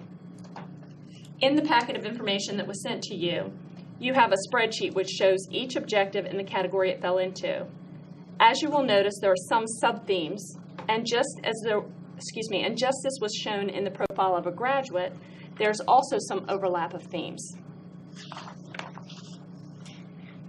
Last but not least, we have the results from 408 completed surveys. The executive leadership team and school board office staff have begun reviewing this data. Departments were encouraged to work together to review this data and look for trends, gaps, questions or concerns that were raised, and agreement or disagreement with the revise, discard percentages and comments. School board office staff will use all the feedback from the visioning activity, the survey data, and the objective note cards to conduct the next steps in the development of objectives for the FY 18-22 strategic plan. Of the tasks that remain on our timeline, School board office staff have begun developing draft objectives based on stakeholder feedbacks. During the month of March, we will solicit feedback from principals, assistant principals, teachers, parents, and our community on the draft objectives. As soon as these dates are solidified, Dr. Shandor will share this information with the board. We would also like feedback from the board regarding the possibility of an additional work session in March to work through the same review and refine process. At the April board meeting, we will have a public hearing on the FY 18-22 strategic plan, and in May, we will bring the FY 18-22 strategic plan to the board for approval.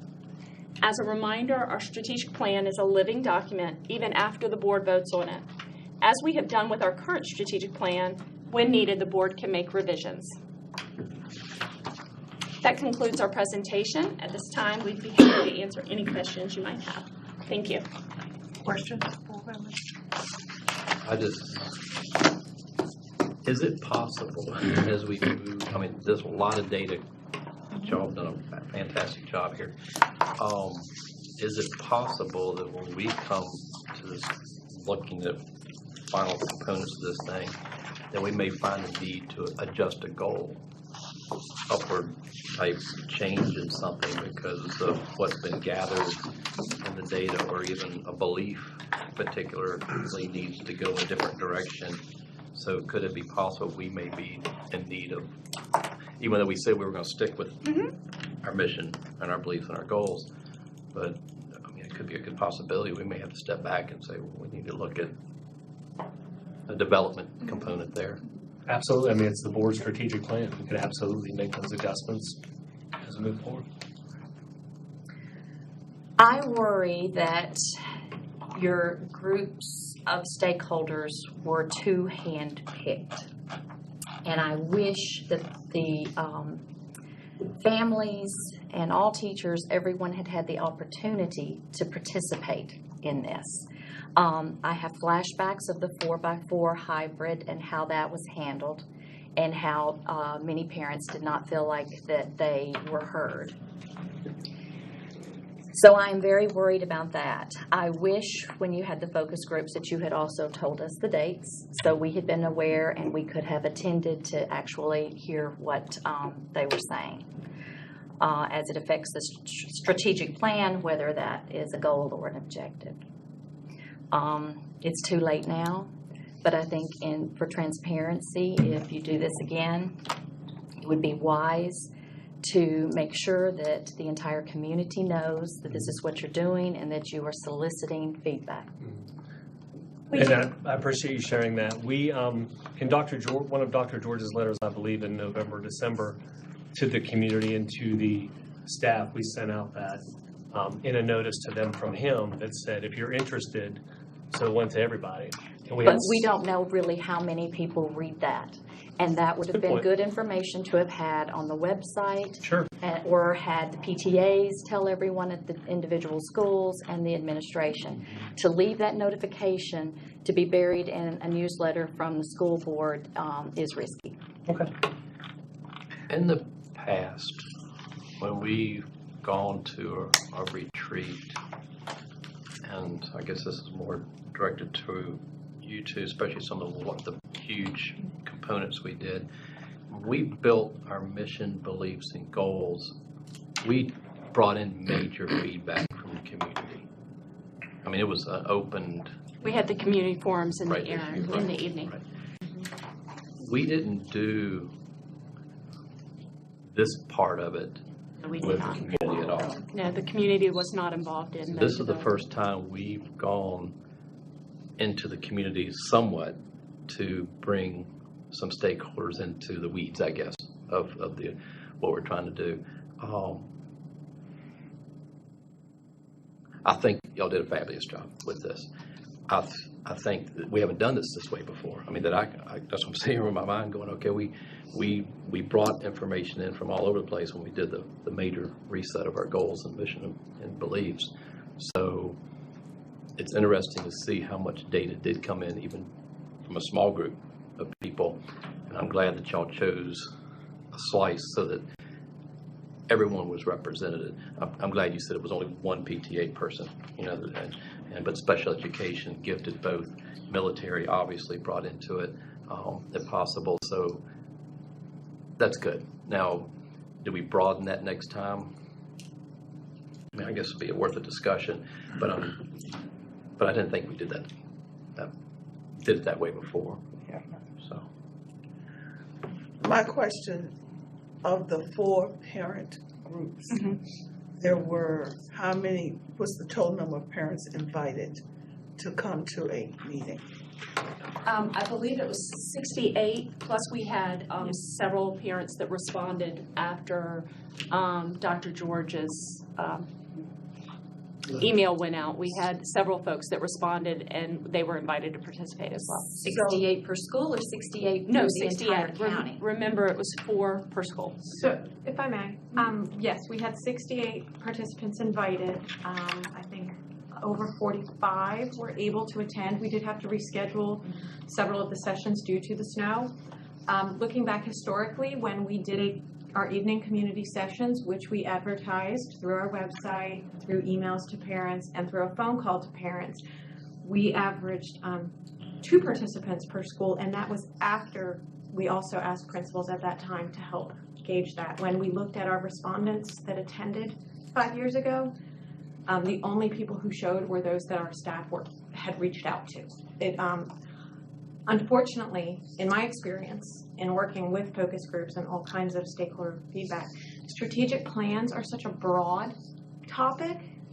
They tend to not drive that, which is why we asked our staff to help us work that and why we sent it out. Could we have improved it? Absolutely. Catherine, I think that the point is, I think you have to reach out to make sure you do have participants.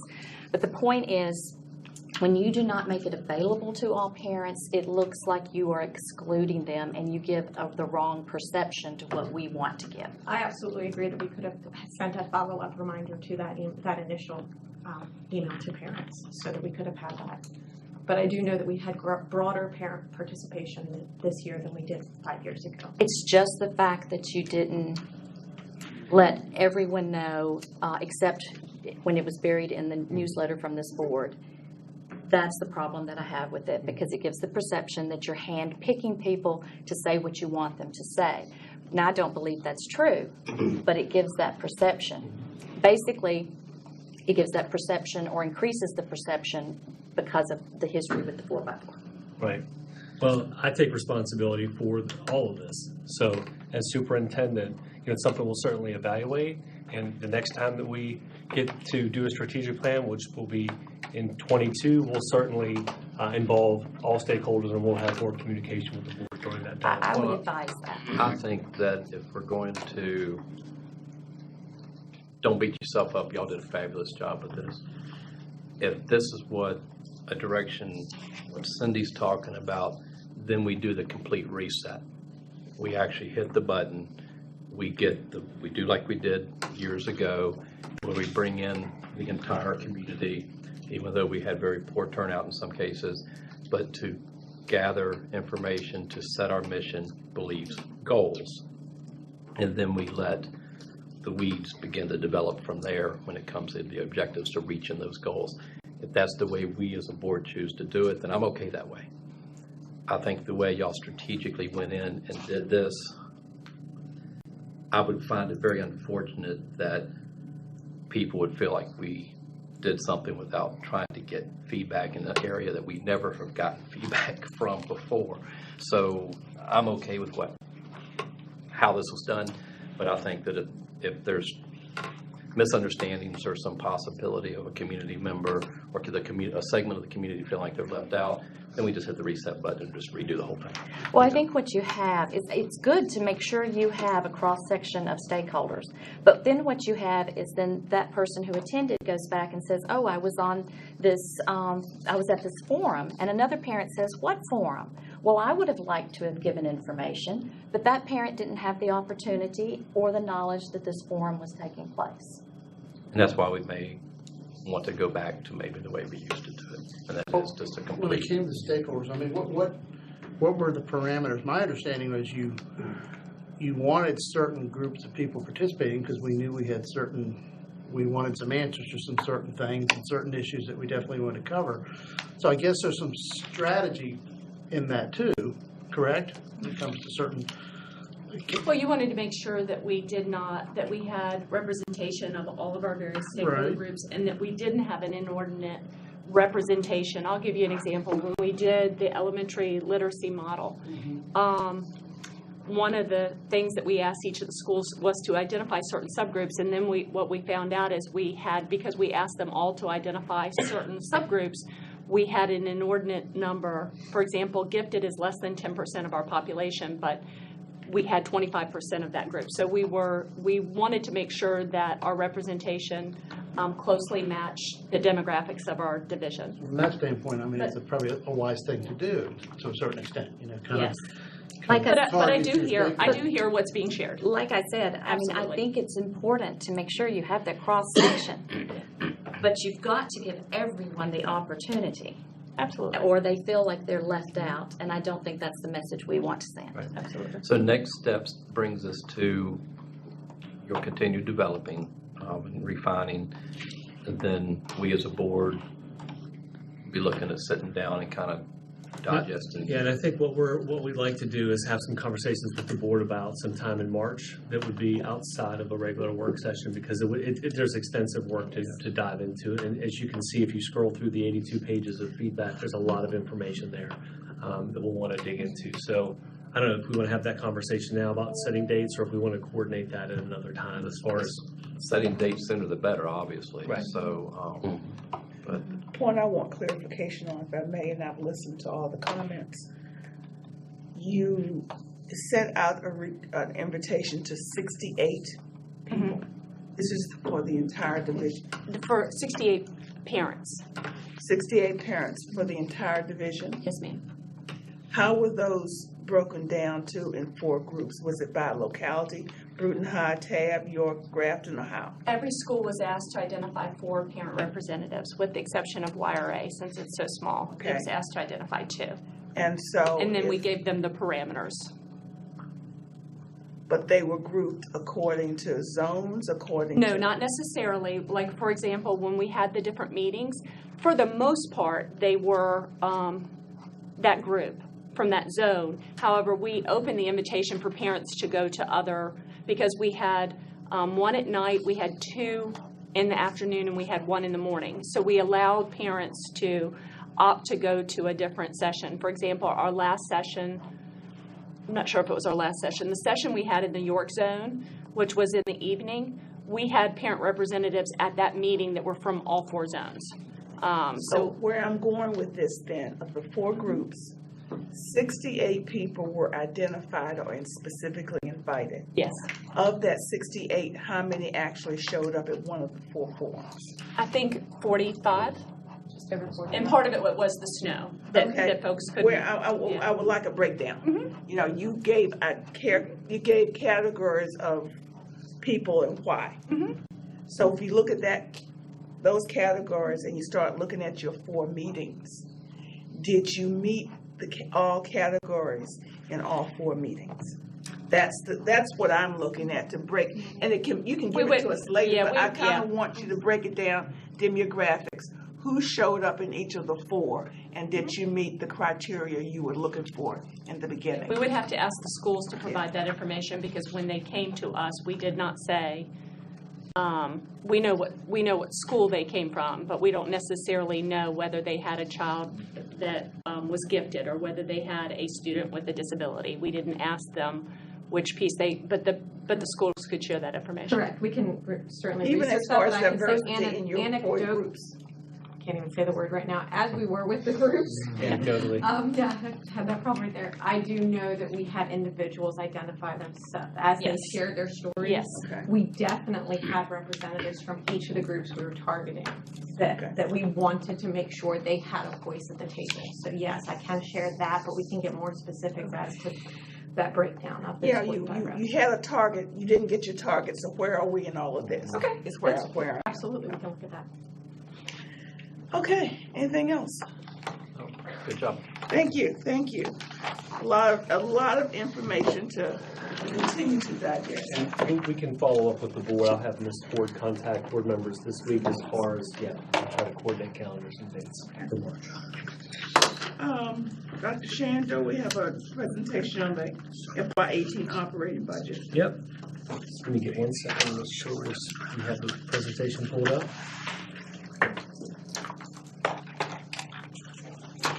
All right. All right, thank you, Ms. Haywood, board members. This evening I'm going to share my FY18 proposed budget. And I'll start off by first sharing our budget objectives. I think Dennis is going to click for me. There we go. First, we want to ensure our students have a positive and rigorous educational experience. We will continue to follow, obviously, all legal mandates and current safety and security standards.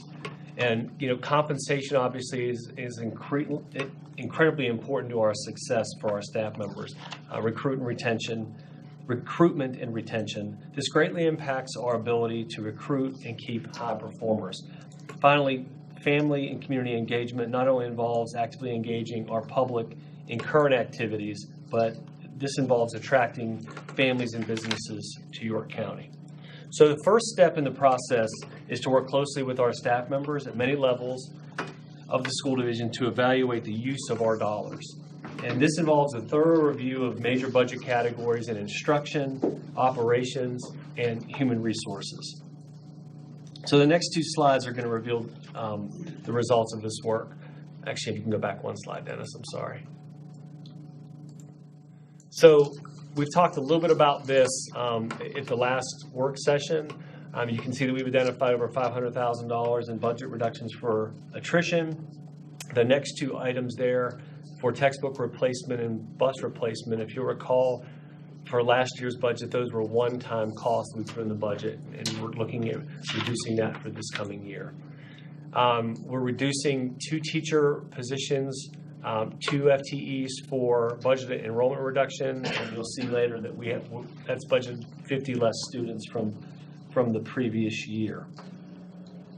For the next one, reducing instructional supplies. I'm sorry, I have to take my glasses off for a second. Reducing instructional supplies, that is directly connected to the enrollment reduction. And then reducing secondary teacher positions, we're looking at 3 there. Dr. Carroll, Dr. Vladu, and Dr. Guy reviewed all of our sections at the secondary level, and we're comfortable with reducing 3 teachers from the secondary level. And that last item is information that we most recently received. Dr. Staples actually called Dennis and myself last week to notify us of a change in the formula for Title II. And we'll need to reduce the grant-funded FTEs by 2, and those are going to be at the elementary level. The next slide are additional reductions. You can see reducing unemployment compensation, reducing instruction department technology hardware, eliminating degrees of reading power comprehension test. Again, these are small reductions, but they're still reductions.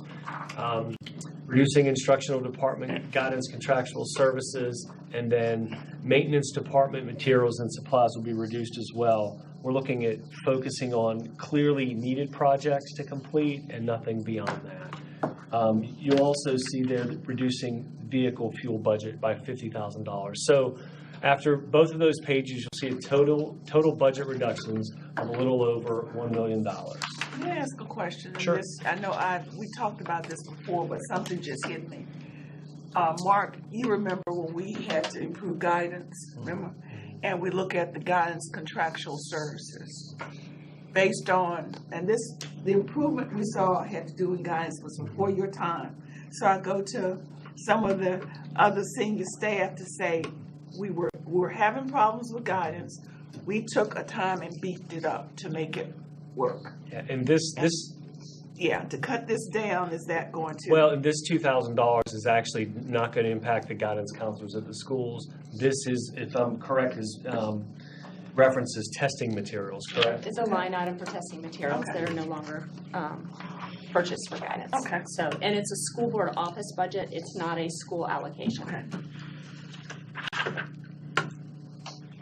Okay, now let's take a look at our mandated costs. One of the larger items on here, obviously, is the VRS rate increase of 1.78 percentage points, which will cost the division $1.3 million.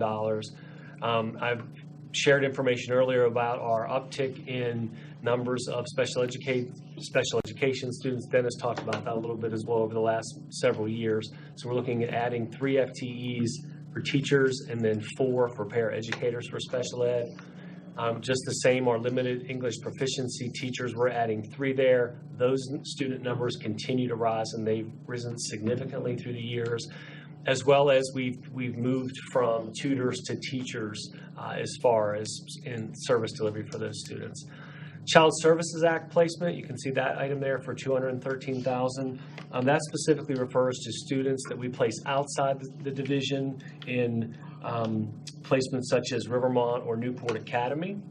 And then McKinney-Vento Act for transportation, we're adding, that's $25,000 for transporting our homeless students. So total mandated cost there is over $1.9 million. Can you explain the approximately 60 students, homeless students? Are we transporting 60 students for $25,000? Or can you tell me how that relates, that number to $25,000? So let me give you an example of that. So we have students who live maybe all over the peninsula that may live in Newport News or live in Hampton, that we're mandated to transport them to York County. We actually have a student placed in Portsmouth, so that Mr. Lash will have to send a bus to Portsmouth to pick that student up and drive that student to one of our northern schools up in the Bruton zone. So there's a significant cost to that. I know Mr. Jarrett and Mr. Lash, we've talked about not sending a bus over there, maybe looking at some alternative transportation strategies. Well, we're looking at a number of different ways transportation is of how to deliver this service. But I would point out it's at $25,000. The request was a lot larger than that. We cut it back, hoping that maybe looking at the service delivery model on this, we can maybe cut the cost down. So that's the plan. Of course, a year from now, we may be coming back to have to revisit this. We just don't know. So do you have like a couple of buses that go and pick them all up, or do you have someone who goes straight to one place where a homeless student is and pick that one student up and take it to a school, because they're going to different schools and they're living in different places on the peninsula or either in Portsmouth?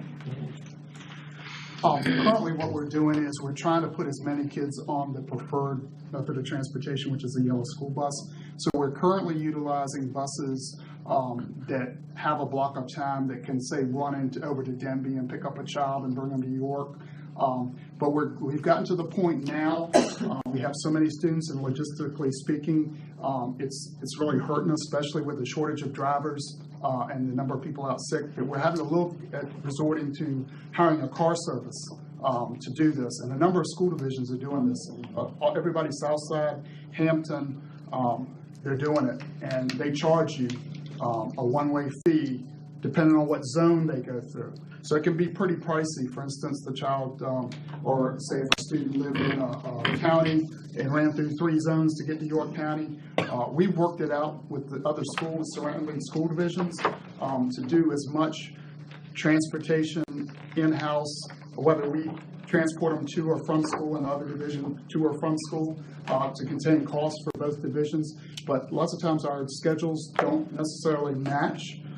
So we're at a disadvantage, but right now we're at the point, logistically speaking, that all our assets are being used, so we're having to look for other means in order to do this, and this is the only way we can accomplish it. Do you see that this is mainly a temporary fix where they're homeless, they go stay with family, or they go to a hotel in another area? Does this then become tiring, the distance back to the York County School, and this is temporary, or do you see that this lasts for years until they graduate, or what's the trend? It's pretty much, it seems to be pretty much a temporary type thing. And sometimes, for instance, they might live with family, and then they might transition to a motel. And then I guess with the occupancy restrictions that hotels, you can't stay in a hotel so long, they might move to another hotel. That kind of thing. So it's really a challenge for us to provide this transportation. Individual. financial situation. Thank you for explaining that, because I don't think the community really understands. That's federal law, that's a mandate. We have to provide education for that homeless child. Thank you, James. All right, our next slide is looking at compensation. So my recommendation is for a 2% average compensation increase for eligible staff, which includes a step for all eligible employees and a 0.5% market adjustment for licensed staff. So the impact on staff members there. Licensed staff, some staff will get a 2%, while some may receive less than a 2%, and some may receive no increase related to the step. If you're on the top of the step of the license scale, you will only receive a 0.5%, which is the market adjustment. Now, for non-licensed staff, again, some will get a 2%, some may get below, and some may receive no increase depending on where they are on the scale. That last item there is the quadrennial review. As board members, as you know, we're on a cycle of every 4 years, various non-licensed staff positions are reviewed, and that $42,500 is represented in the cost of those changes for this year. So the total compensation increase is just over $1.6 million. Our next slide would be health insurance. We will pick up the 5% increase, the employer share, and then employees will pay a 5% increase. So this means the cost of the insurance increase is being shared with our employees. This is the same as what we did last year for health insurance. And you can see on the screen there that dental insurance will remain the same. This is based on our provider renewal, and that will cost $520,000. Just a few other cost increases. New Horizons, specifically for CTE, for career and technical education, $108,000. Looking at county shared services, grounds maintenance will remain flat, and with a slight uptick in high school resource officers and video services. And then I'm also recommending a shift in our student services department.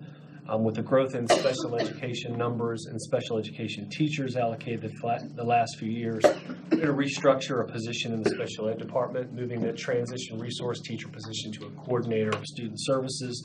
This will enable us to provide more support to our schools. And the total there is $130,000. Those 3 items. Before you get into revenue, I got a question I need to ask. We're doing an average 2% because we're going to maintain the pay plan that we hit the reset button on for teachers and continue to move our non-licensed. I know the county over the years, past couple of years, past last year anyway, they just did across the board 2% just through, and I think they did some adjustments to that this past year. If we did across the board, let's just say it across the board, would it cost more? It would. It would. Right. So is it substantially more? Well, it could be, because if we did it across the board, we could be looking at different employee groups too. For example, your substitutes, your part-timers. This is only eligible, folks that are eligible for a step, so it can incorporate a lot of other groups. So yeah, it could be substantial. It could be several $100,000 more. And I bring that up because I know that, we have conversations with our counterparts about trying to equalize both sides when it comes to the compensation piece. And we're focusing on maintaining a pay plan. But if they do across the board, the value of that cost versus, like for us, because we're doing it the way we're doing it, we're not putting as much money out there, I guess. That's right. So I'd love to have that calculated out. Just to know if whatever they're planning to do, if we did the same exact thing. Okay, so I'm not sure what they're planning, but whatever the county's planning to do, what would that cost us if we mirrored that? Not saying I support coming off the maintain the pay plan, because I don't. But at the same time, sometimes I got to step back and go, what's more cost effective for the employee? For equal here, right, on both sides. So I don't know the specifics of what they're going to do this year yet, because Mr. Morgan's budget won't be released until March. But I think last year they did some weren't they $1,000 or $1,500? Well, they had it across the board, and then they also had an adjustment based on some other factors. And we've done that before in the Well, past. we have We've done Yeah. similar things where we Yeah. did a lump sum and a That's right, percentage. that's right. But if that's, like last year, they did the lump sum and the percentage. So if we would have done the same exact thing, how much would that have cost us, kind of thing? And what you're saying, it probably would have cost us more.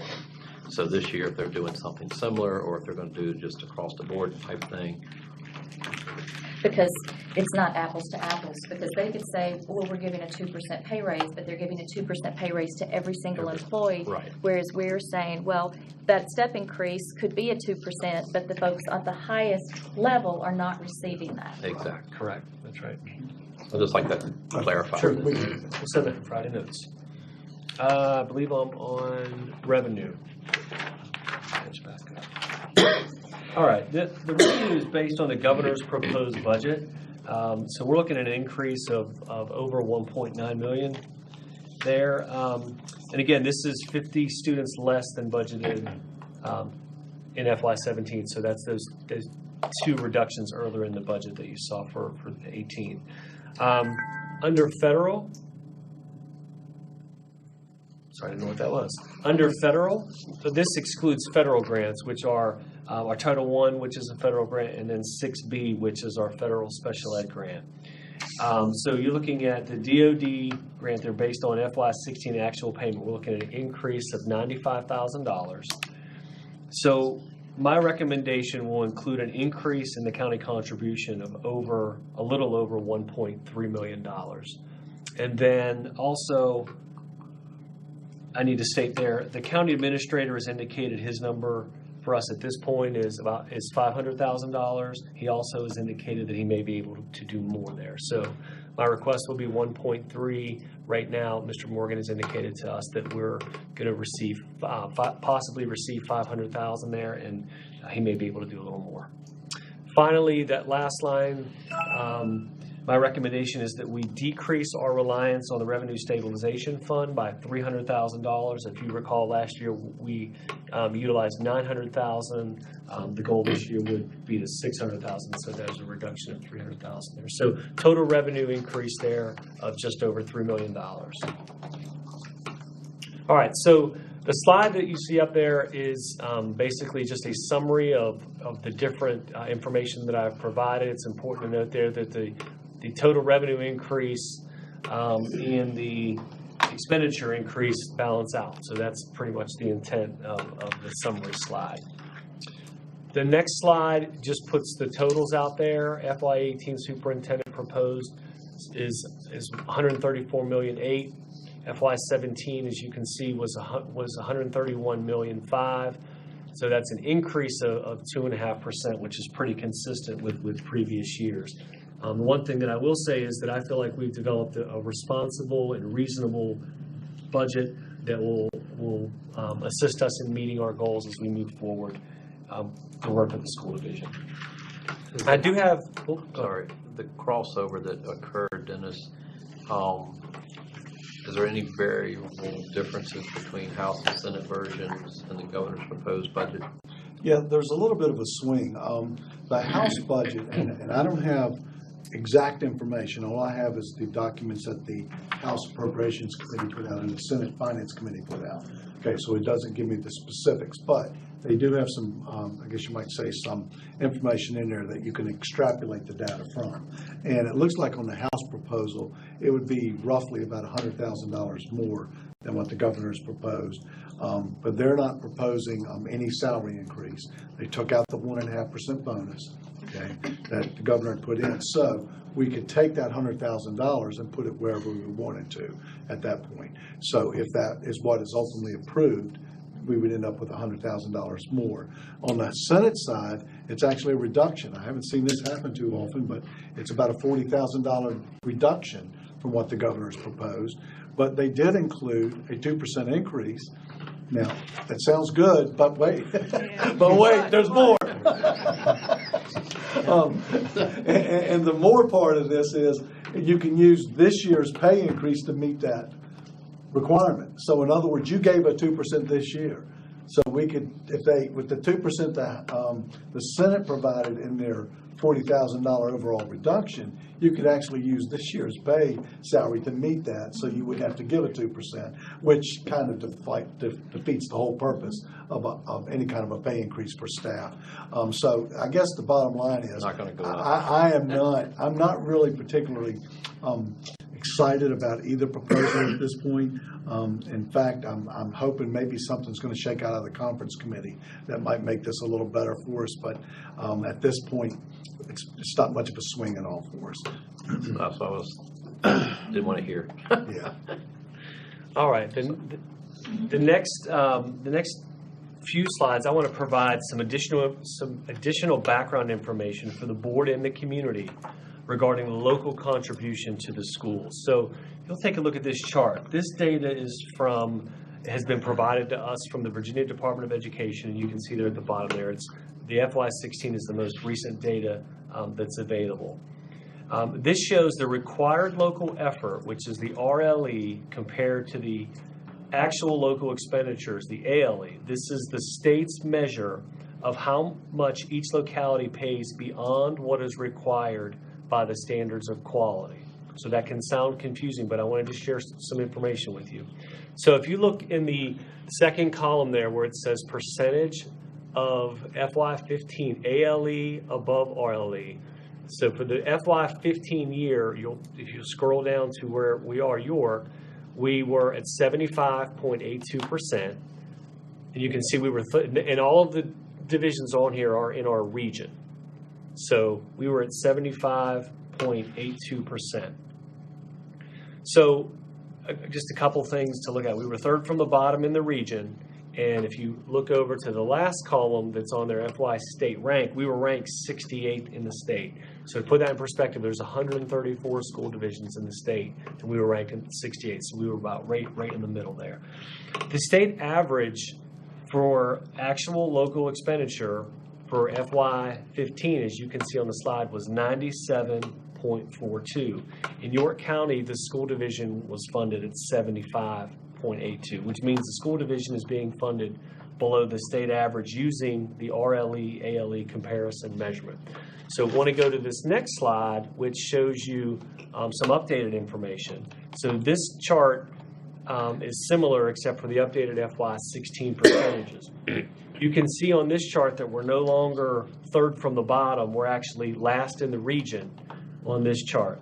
Our state rank fell from 68th to 95th. So again, there's 134 school divisions in the state. So this essentially puts us in the bottom third in the state according to this calculation.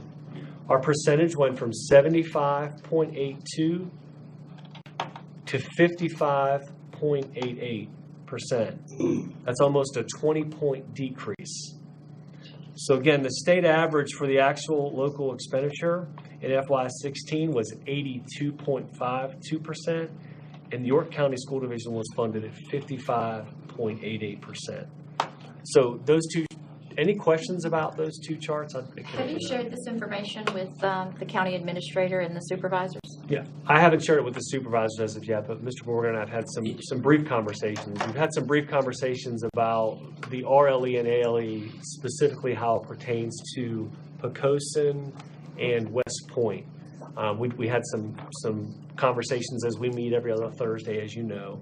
So we've had some conversations related to this because, ironically, West Point is one of the highest funded localities in the state. I believe they're at 200, at least they were at 248%. Right. Wow. But they're not in our region, so they're not on there. So, but you can, if you look at the other localities there, you can make the comparisons from FY15 to 16, and you can look at, Portsmouth, Virginia Beach, Newport News, Chesapeake, Poquoson.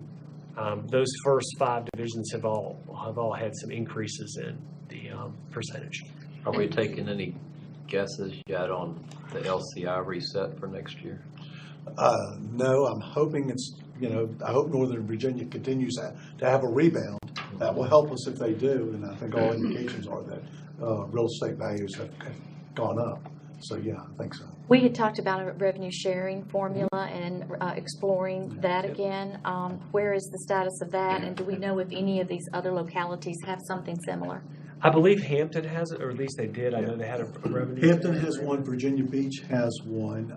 Those are two that I'm aware of. I've also contacted another school division in the northern part of the state that I know has one. And we're working with the county on that. We got some recent data from them that I'm going to try to put together something to see if it'll work. One of the big concerns that we have right now with this is what gets put into this formula. Do we put in debt service, or we just use the operating budget?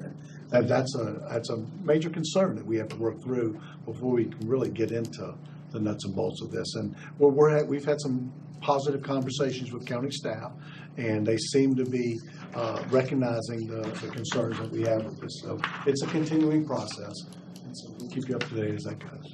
And this will be on the agenda, I'm sure, for the joint meeting. Yes, if there's a joint meeting, we'll certainly want to talk about it. Now, whether or not we'll have a formula in place, and then would be another question. Have we scheduled that yet? I think it's chair, vice chair, one, I think I saw something. That, I mean, I wonder if there's There was another a joint. joint meeting, no, just out. Vice chair. Could you, just for the, I mean, I understand this, but maybe for the community, can you just simplify what this actually means? Or Dennis, one of the two of you. Simplest terms possible. Yeah. Okay, what this really shows is, let me first start out by saying this, is that the standards of quality that the state requires school divisions to fund in state are very minimal, very minimal. There is not one school division in this state that funds at the SOQ minimum level. So what does that mean? That means every school division in this state is exceeding, at the local level, what the state requires them to pay, okay? So what this chart does, it says, okay, how much are these localities, these school divisions, being funded beyond that state minimum SOQ level? And every school division in the state exceeds it. The only question is how much do they exceed it? This chart tells you how much each school division is being funded that exceed by the local government and their local contribution that exceeds that SOQ requirement. So that's why when you look at this, you look at Portsmouth, for example, and you see for FY16, it's 130.76%. What that's really telling you is that in Portsmouth, the city of Portsmouth is funding Portsmouth 130% above what the SOQ requirement is. And so you can just use that same rationale and just go down through all those charts. So the nuts and bolts of this, what it's really saying to you is this, is that what is the amount that each locality is exceeding what they're required to pay? Because every locality in the state exceeds the state SOQ minimums, everyone. It's not good, period. It's not, well, no. In other words, another way of looking at this is from the standpoint of the school division, the higher the percent above the RLE, the better you're being funded. The higher the percent above the RLE means the better you're being funded by the locality. And I can't help but to think, here we're dead last. Here, we have the lowest per pupil expenditure, and we have some of the highest averages on English SOL, Math SOL, on-time graduation rates. So I'm not sure what the lesson in that is, other than we don't want to rest on our laurels, but we're doing some good things. I think that is the lesson, that we're doing some good things with the limited amount of resources we We're doing have. good things, but the trend is we're getting worse each year. Yeah. I don't even want to see 17. In terms of? Well, this. The reduction, yeah. Yeah, well, I'm saying we're doing good things based on what we have, based on the resources we have. I mean, I'm bothered by it, no doubt, but. I think when I look at that, I think, gosh, I really would like to reward our teachers and staff with more pay when our scores are so high. So that's the take that I have. I see that pumping money into administration or wherever these other school divisions are pumping their money, maybe the scores are better than they could be for the money they've got in there. But that doesn't really relate to their scores. as when you compare, we have fewer dollars going into our division and higher scores. There are a lot of factors that relate to that, but it does make you wish you could do more for your staff and your teachers to reward them for such excellent scores. So there will be conversations with Board of Supervisors on this in some fashion. Sure. To maybe try to come together and talk about it. You know, when you see something that's laid out like this, it's for both groups, sometimes it speaks volumes. You know, it says, well, we need to put our heads together and figure something out, so. I think we're very fortunate to have families and students that set their high expectations for themselves and what's expected, because this formula funding mechanism, and if for whatever reason we didn't have the families that we have supporting public education in York County, we would have major issues. We wouldn't be able to fund the programming and what was needed. Now, it does concern me that as we continue to see our special education areas continue to really put some pressure on our division, we're now having to fund hundreds of thousands of dollars that we're going to have to find the money to do. That's where you're going to start seeing things squeezed maybe a little bit differently here, because now we have a larger population that just needs the resources and we can't afford it. But we have to afford it because we don't have a choice. So then that number is either going to have to, something's going to break or start breaking in those areas. But I look at those two simple areas. You look at textbooks and buses. We've talked about that for my 3 years here. We can't keep doing what we're doing. I mean, at some point, we're relying on, impact aid dollars at times, end of year money that we have or that we don't have, or we've tapped into our workman's comp fund to purchase some textbooks and buses. So we've got to build some of this in order. Moving forward, next year we're going to have to add to our buses. I mean, you saw the amount of breakdowns from the slides James had earlier. We're not going to have the dollars for these one-time purchases anymore. That's a concern for me. So I think it certainly begs to have further conversation. But I have two more. Oh, go ahead. Well, could we just go back to the budget outlook summary? Sure. So am I reading this right? We balance out? There's no gap? There's no deficit? Well, you by law have to have a balanced budget. But I meant usually we say we are $1 million short and we're going to the county. And this looks like it balances. Well, let me go to this slide right here. You see the county increase requested. That's the gap. I thought that's the gap. Okay. Yes. Okay. I thought that you were saying they had already agreed to that. Okay. No, ma'am, they have not. Okay. I think that would be nice to point out, because if you look at this, it looks like, because I thought, well, that's remarkable. We've never said, okay, we're fine. And of that needs to be. Right, of that 1.3 million, that's where Mr. Morgan's agreed to 500,000 at this point. Okay. And he's willing to he may be able to do a little bit more there, but that's where we're at as far as.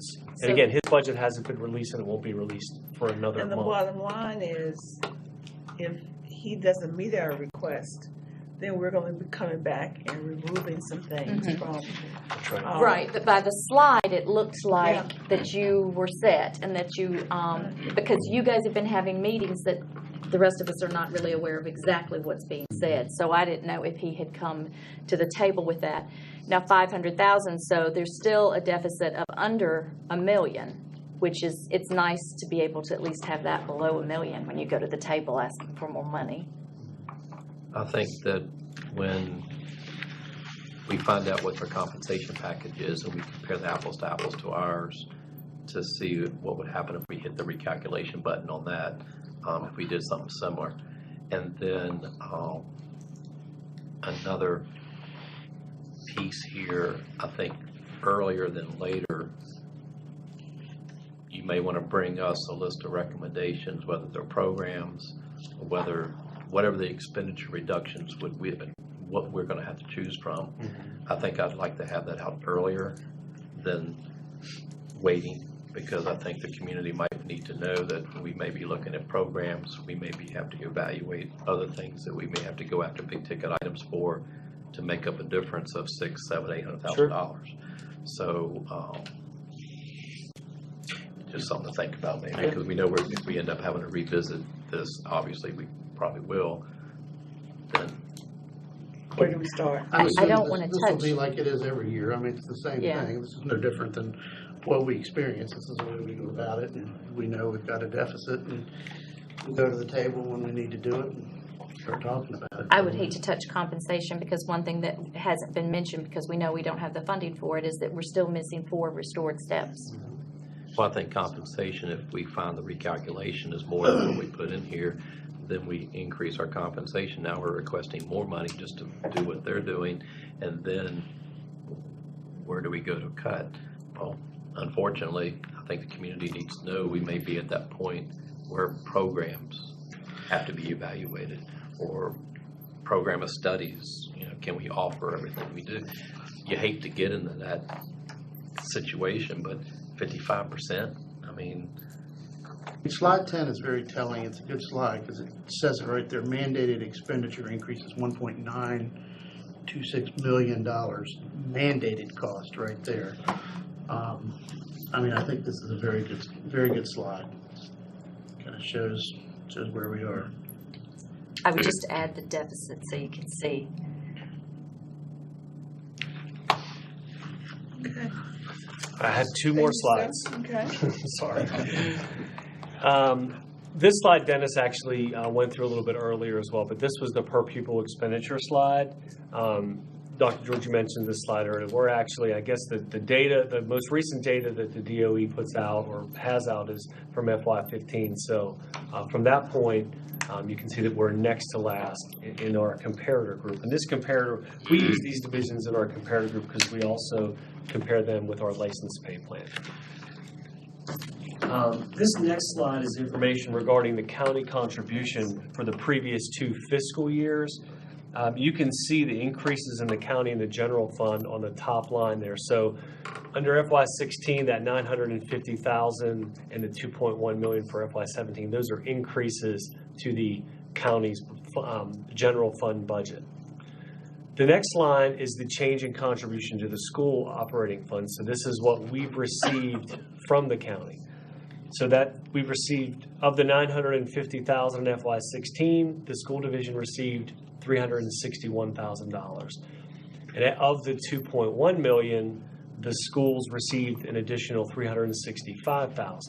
So, and then the last line is the percentage of overall budget increase. We received almost 38% of the general fund budget in FY16, and then you can see the decrease there in FY17 that went from 38 to 16.68%. So I thought that was information that was important for the board and our community to see as we move forward. With that, I thank you for listening to my presentation, and I'm going to turn it over to Dennis. He's going to share our next steps in the process. Yes, what we have up next is a public hearing on the superintendent's proposed budget. So at your next meeting, which is on February the 27th, you will conduct a public hearing on this. And then you'll turn around the next month in March the 13th, you'll have a school board work session to talk about anything that you would like to see adjusted in the superintendent's proposed budget. You'll be looking at probably some additional information from the state, hopefully. Hopefully they will have closed, approved their 2 budgets, and so we can take a look at what additional, at least what may be proposed at this point. If hopefully they'll adjourn, but maybe not. And then on March the 20th, that's when you'll be approving a budget to send over to the Board of Supervisors for their consideration. State code requires you to approve a budget by the end of March, so that's pretty roughly a little bit over a week before the state code requirement.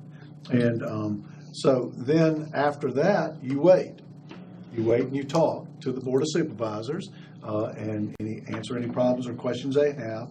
And they're going to have a public hearing on April the 18th on the county administrator's budget.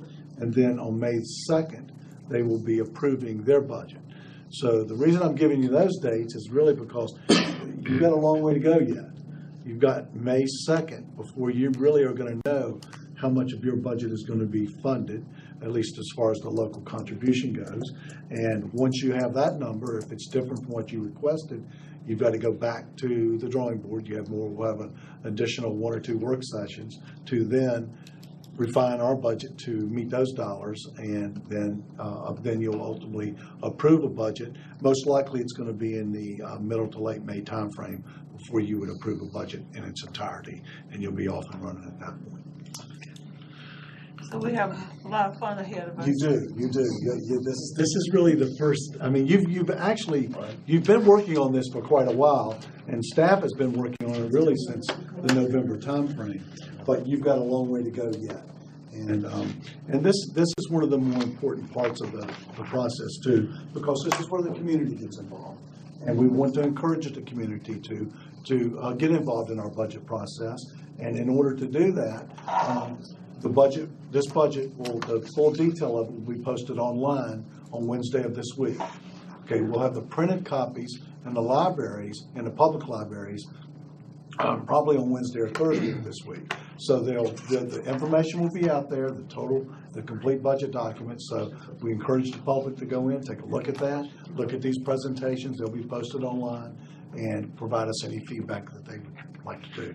They can either do that off of email at the public hearing that you're going to be having on the 27th of February, or just contacting you directly. Thank you. Thank you. Our last presentation is operations update. Yes, Dr. James, Chief Operations Officer, is going to provide an update on a few items this evening. Requests for proposals on medical aspects of adolescent sleep patterns, balancing elementary attendance zones, and bus routing efficiency. He's also going to share information pertaining to the pace of the construction for new residential developments. Thank you, Dr. Shandor. Ms. Haywood, members of the board, as Dr. Shandor said, I'll talk to you about work on RFPs. As you know, we have 2 that are out there. Work is ongoing with that, as well as the latest information I've received about additional new developments in the county over the last 2 weeks. So on the balancing elementary attendance, on the medical aspects of adolescent sleep patterns, we're almost there as far as this part of the work is concerned.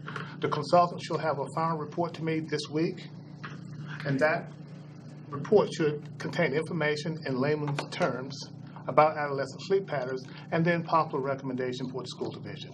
So that work should be done, completed this week. Any questions about that one? The next one, balancing elementary attendance zones. We just had a web exercise with the consultant this afternoon to looking at options, recommendations from the consultant. We have plans A, plans B, and plans C. So we reviewed all of those plans this afternoon. It was a good discussion about some of that recommendations and input we could provide about the nature of the county and the geography of the county, traffic patterns and all those kinds of things, but how things would best work. So in that, Plan C, I will tell you, includes the attendance zones for the new elementary school. So that would include 11 schools. Based on plans A and B, are just for 10 schools. So that work is almost done. Based on our discussion today, she'll send me feedback by Thursday for us to review that. If that's the case, then we will have 3 proposals. So once we have 3 solid proposals or options, then the next part of the work is to talk about a timeline for presentations to the cabinet, and then presentation to the community and to the school board to bring everyone on board in this discussion about what's the best way to balance the attendance zones across the county. Any questions about that one? Just a question about were there any conversations with the consulting firm or within our own staff about things we can do for next school year? There are some options for next school year. Depends on which school and each area we're talking about. Specifically Magruder and Yorktown. Absolutely, yes. Yes, there are some options there too. And as we start this discussion, we can take part of this or all of this or blend what's in A with B or just what everyone thinks collectively is the best thing for the school division. Okay. We needed a place to start to look at some numbers, and this is where we started. Part of this is looking at the effect of the new developments as we move forward in time. because I know we all feel the same way about this. We don't want to start moving students and families back and forth across attendance zones. Exactly, that's the big But like concern. but like with Yorktown Zone, we know we need to do something there, especially quickly. They have some recommendations of how to do something sooner and then where that wouldn't happen possibly. Right. Okay. And these are just options now. The timeline, that piece on how to actually do certain parts of the options, is going to be left for us to have those discussions to see what's best fits us in the timeline. But especially, I hear your concern, Mr. Medford, about things we need to do for the next school year. And I agree with you. I think because I've been here long enough, and there were times you would shift a community to one school, then you would shift them back, and it's just not. You think about the fairness of moving kids back and forth, and you don't want that to happen. But I want to have enough time to be able to, if we have to make a strategic adjustment, we have enough time to notify the community and Right, exactly. put the information out, that kind of thing, so. And this, I'm looking at your sheet of all your developments now. Yes, ma'am. It's interesting. Okay, one other piece, we ended today's WebEx with secondary bus routes. So she had some recommendations for us, and we had a slight bit of discussion on that, but she'll send us that information as well for us to start a more detailed discussion on what they see with the efficiency of our elementary bus routes to see if there's any time we can save, or if we can save time through the purchase of additional buses. So that's a multifaceted piece when we get to that piece about looking at the bus route and efficiency.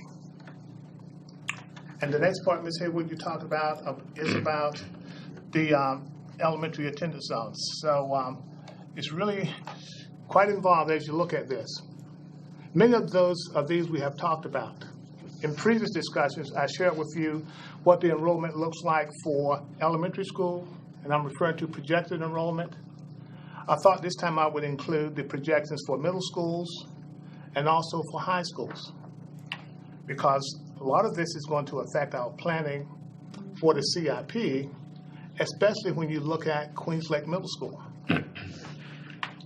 As you look at this, the subdivisions that are highlighted, or the sale is highlighted in blue, those are new, and we've not had these discussions before. Okay. Okay. We all are very familiar with Smith Farm subdivision. You know that's located on Yorktown Road between Mount Vernon Elementary School and Taylor Farms. You can see that there are 142 single-family homes. This project was scheduled for review before the Planning Commission this month, but it's been delayed till next month. So that's something to look forward to next month. What actually comes out of the Planning Commission, if it's approved by the Planning Commission, then it goes to the full Board of Supervisors for approval.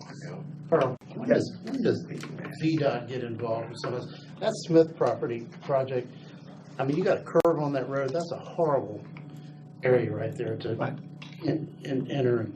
Right. Dr. George, that's a very good question about the traffic. Part of this, the feasibility study, what the developer has to do is work with VDOT and get recommendations from VDOT. And I have all that information in the office. I have a notebook about like that on this particular development. And it also talks about how traffic should enter Smith Farms and how it should exit. Right now, there are going to be 2 exits or entrances to Smith Farms. They have East Boulevard and West Boulevard. Who would think of such a name? But it is true, East and West Boulevards. That's how you enter into Smith Farms. And what about turn lanes and all those kinds of things? This is part of the work that VDOT does as part of the approval process for any development. Because they've conducted traffic studies about peak hours and the traffic flow during peak time. So all that work's been done. They've done that. Yes, So sir. they've approved that part of it? Well, that's part of the information that needs to go before the Planning Commission and the Board of Supervisors for approval to look at the VDOT recommendations and what the developer would be required to do if this project is approved. Quite an extensive process. Thank you. Sorry for so much technical information, Oh, no. but this is part of the process.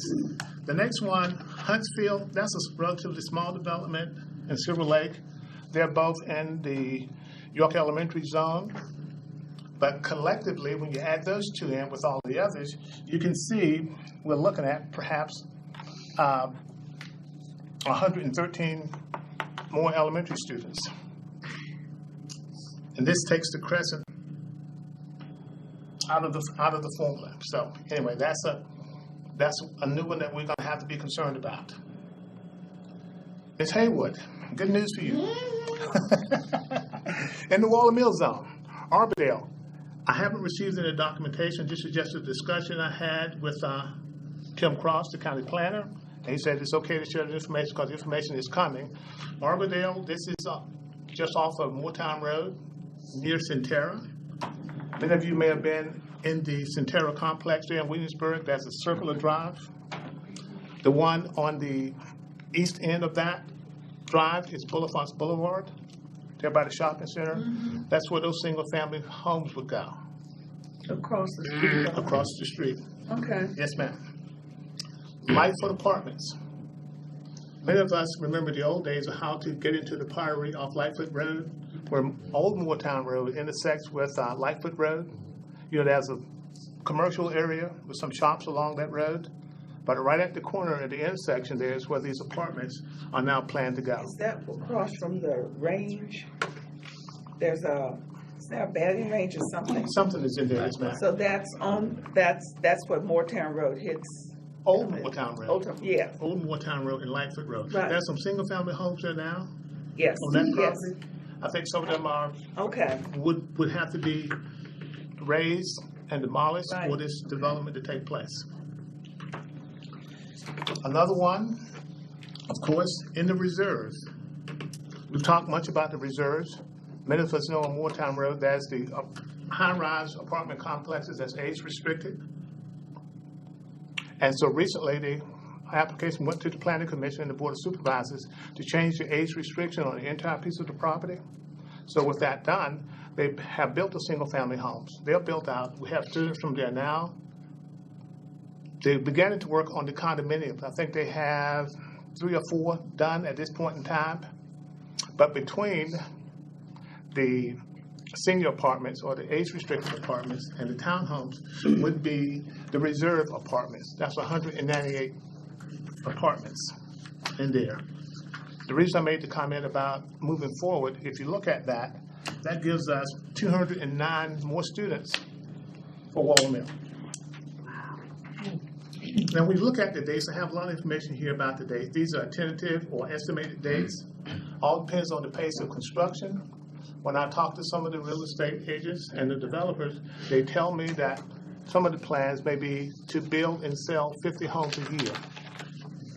That'll slow down the pace of enrollment, but if it's just rental property, then once it's done, then you can expect to have students. So this is just an update about that.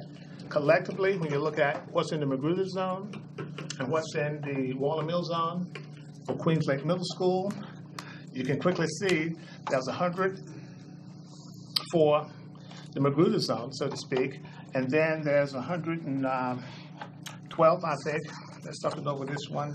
There's 112 for the Waller Mill zone, so there's still 200 more students for Queens Lake. In the CIP, there is a 6th classroom addition. So Mr. Shearhart and I have had some conversation about, given this, what's the timing of that project? So you'll see a recommendation next fall in the CIP about what we feel is most appropriate to make sure we have the space we need to shift students at the middle school level up here at our door. Can we put a second floor on Queens Lake? So we've been quite busy between looking at new developments and balancing attendance zones and bus efficiency. Is there any other property available in York County for Yes, ma'am. development? Yes, ma'am. A little small piece. As we know, moving from the York zone to the Bruton zone, once you pass the federal Interesting. property, Yeah. that's area, especially in the Priory area. That's quite a bit. Yeah. That's quite a bit, and along Still Moortown Moortown Road. Road, yeah. Yes, ma'am. Getting traveling from one end to the other. Yes, you know, there's a lot of Yeah. vacant land there. And you may also remember previous years, right across from Waller Mill, the term was Powell's Plantation, between Route 132 and Right. Route 143, if you know what I'm talking about there, to put a development there. That's gone silent now, but I know one day it's going to come back. My goodness, okay. Carl, is this all available on the website for folks to be able to view, or can it be? This information here, it's on Board Docs now, so they go to Board Docs. This We can make it document- available on Right. the website, though. Yeah, we can. I think a lot of the questions, particularly in my district down there with Smith Farms, this clearly shows you the impact in terms of projected new students. And Yes. so it would be a good resource for people to go to, I think. Yes. Thank you. Thank you. Busy evening. We do, we have indeed, and we have one more item on our agenda. And at this time, I'm going to turn to Mrs. Kursky and offer her opportunity for a point of personal and professional privilege. Thank you, Mrs. Haywood. Well, my family plans to return to Northern Virginia at the end of this year.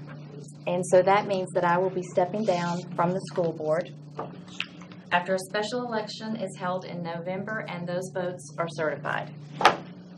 The decision is bittersweet, for I have really enjoyed my service on the school board. It's been very rewarding. My family and I look forward to the next chapter, but we are going to miss York County because it has been home and will always seem like home. To the citizens and families of District 2, I want to thank you for the privilege and honor to serve you and represent you on this school board. I ran in 2011 to act as your voice, and I hope that I have served you well and that you have been proud of my service on your behalf.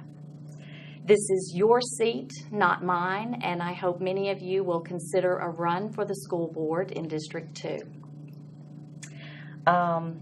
I thank you again for the honor to represent you on this board.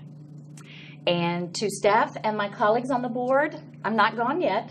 And we have much work to do, and I look forward to working with you in the coming months. Thank you very much. We knew this was coming, but thank you. Thank you. You know what the traffic's like up there? I've lived there twice. I'm very aware. You think that's going to stop her from going more? There's a rat race up there. If there's nothing else on our agenda, thank you. We are adjourned. Right at 3 hours.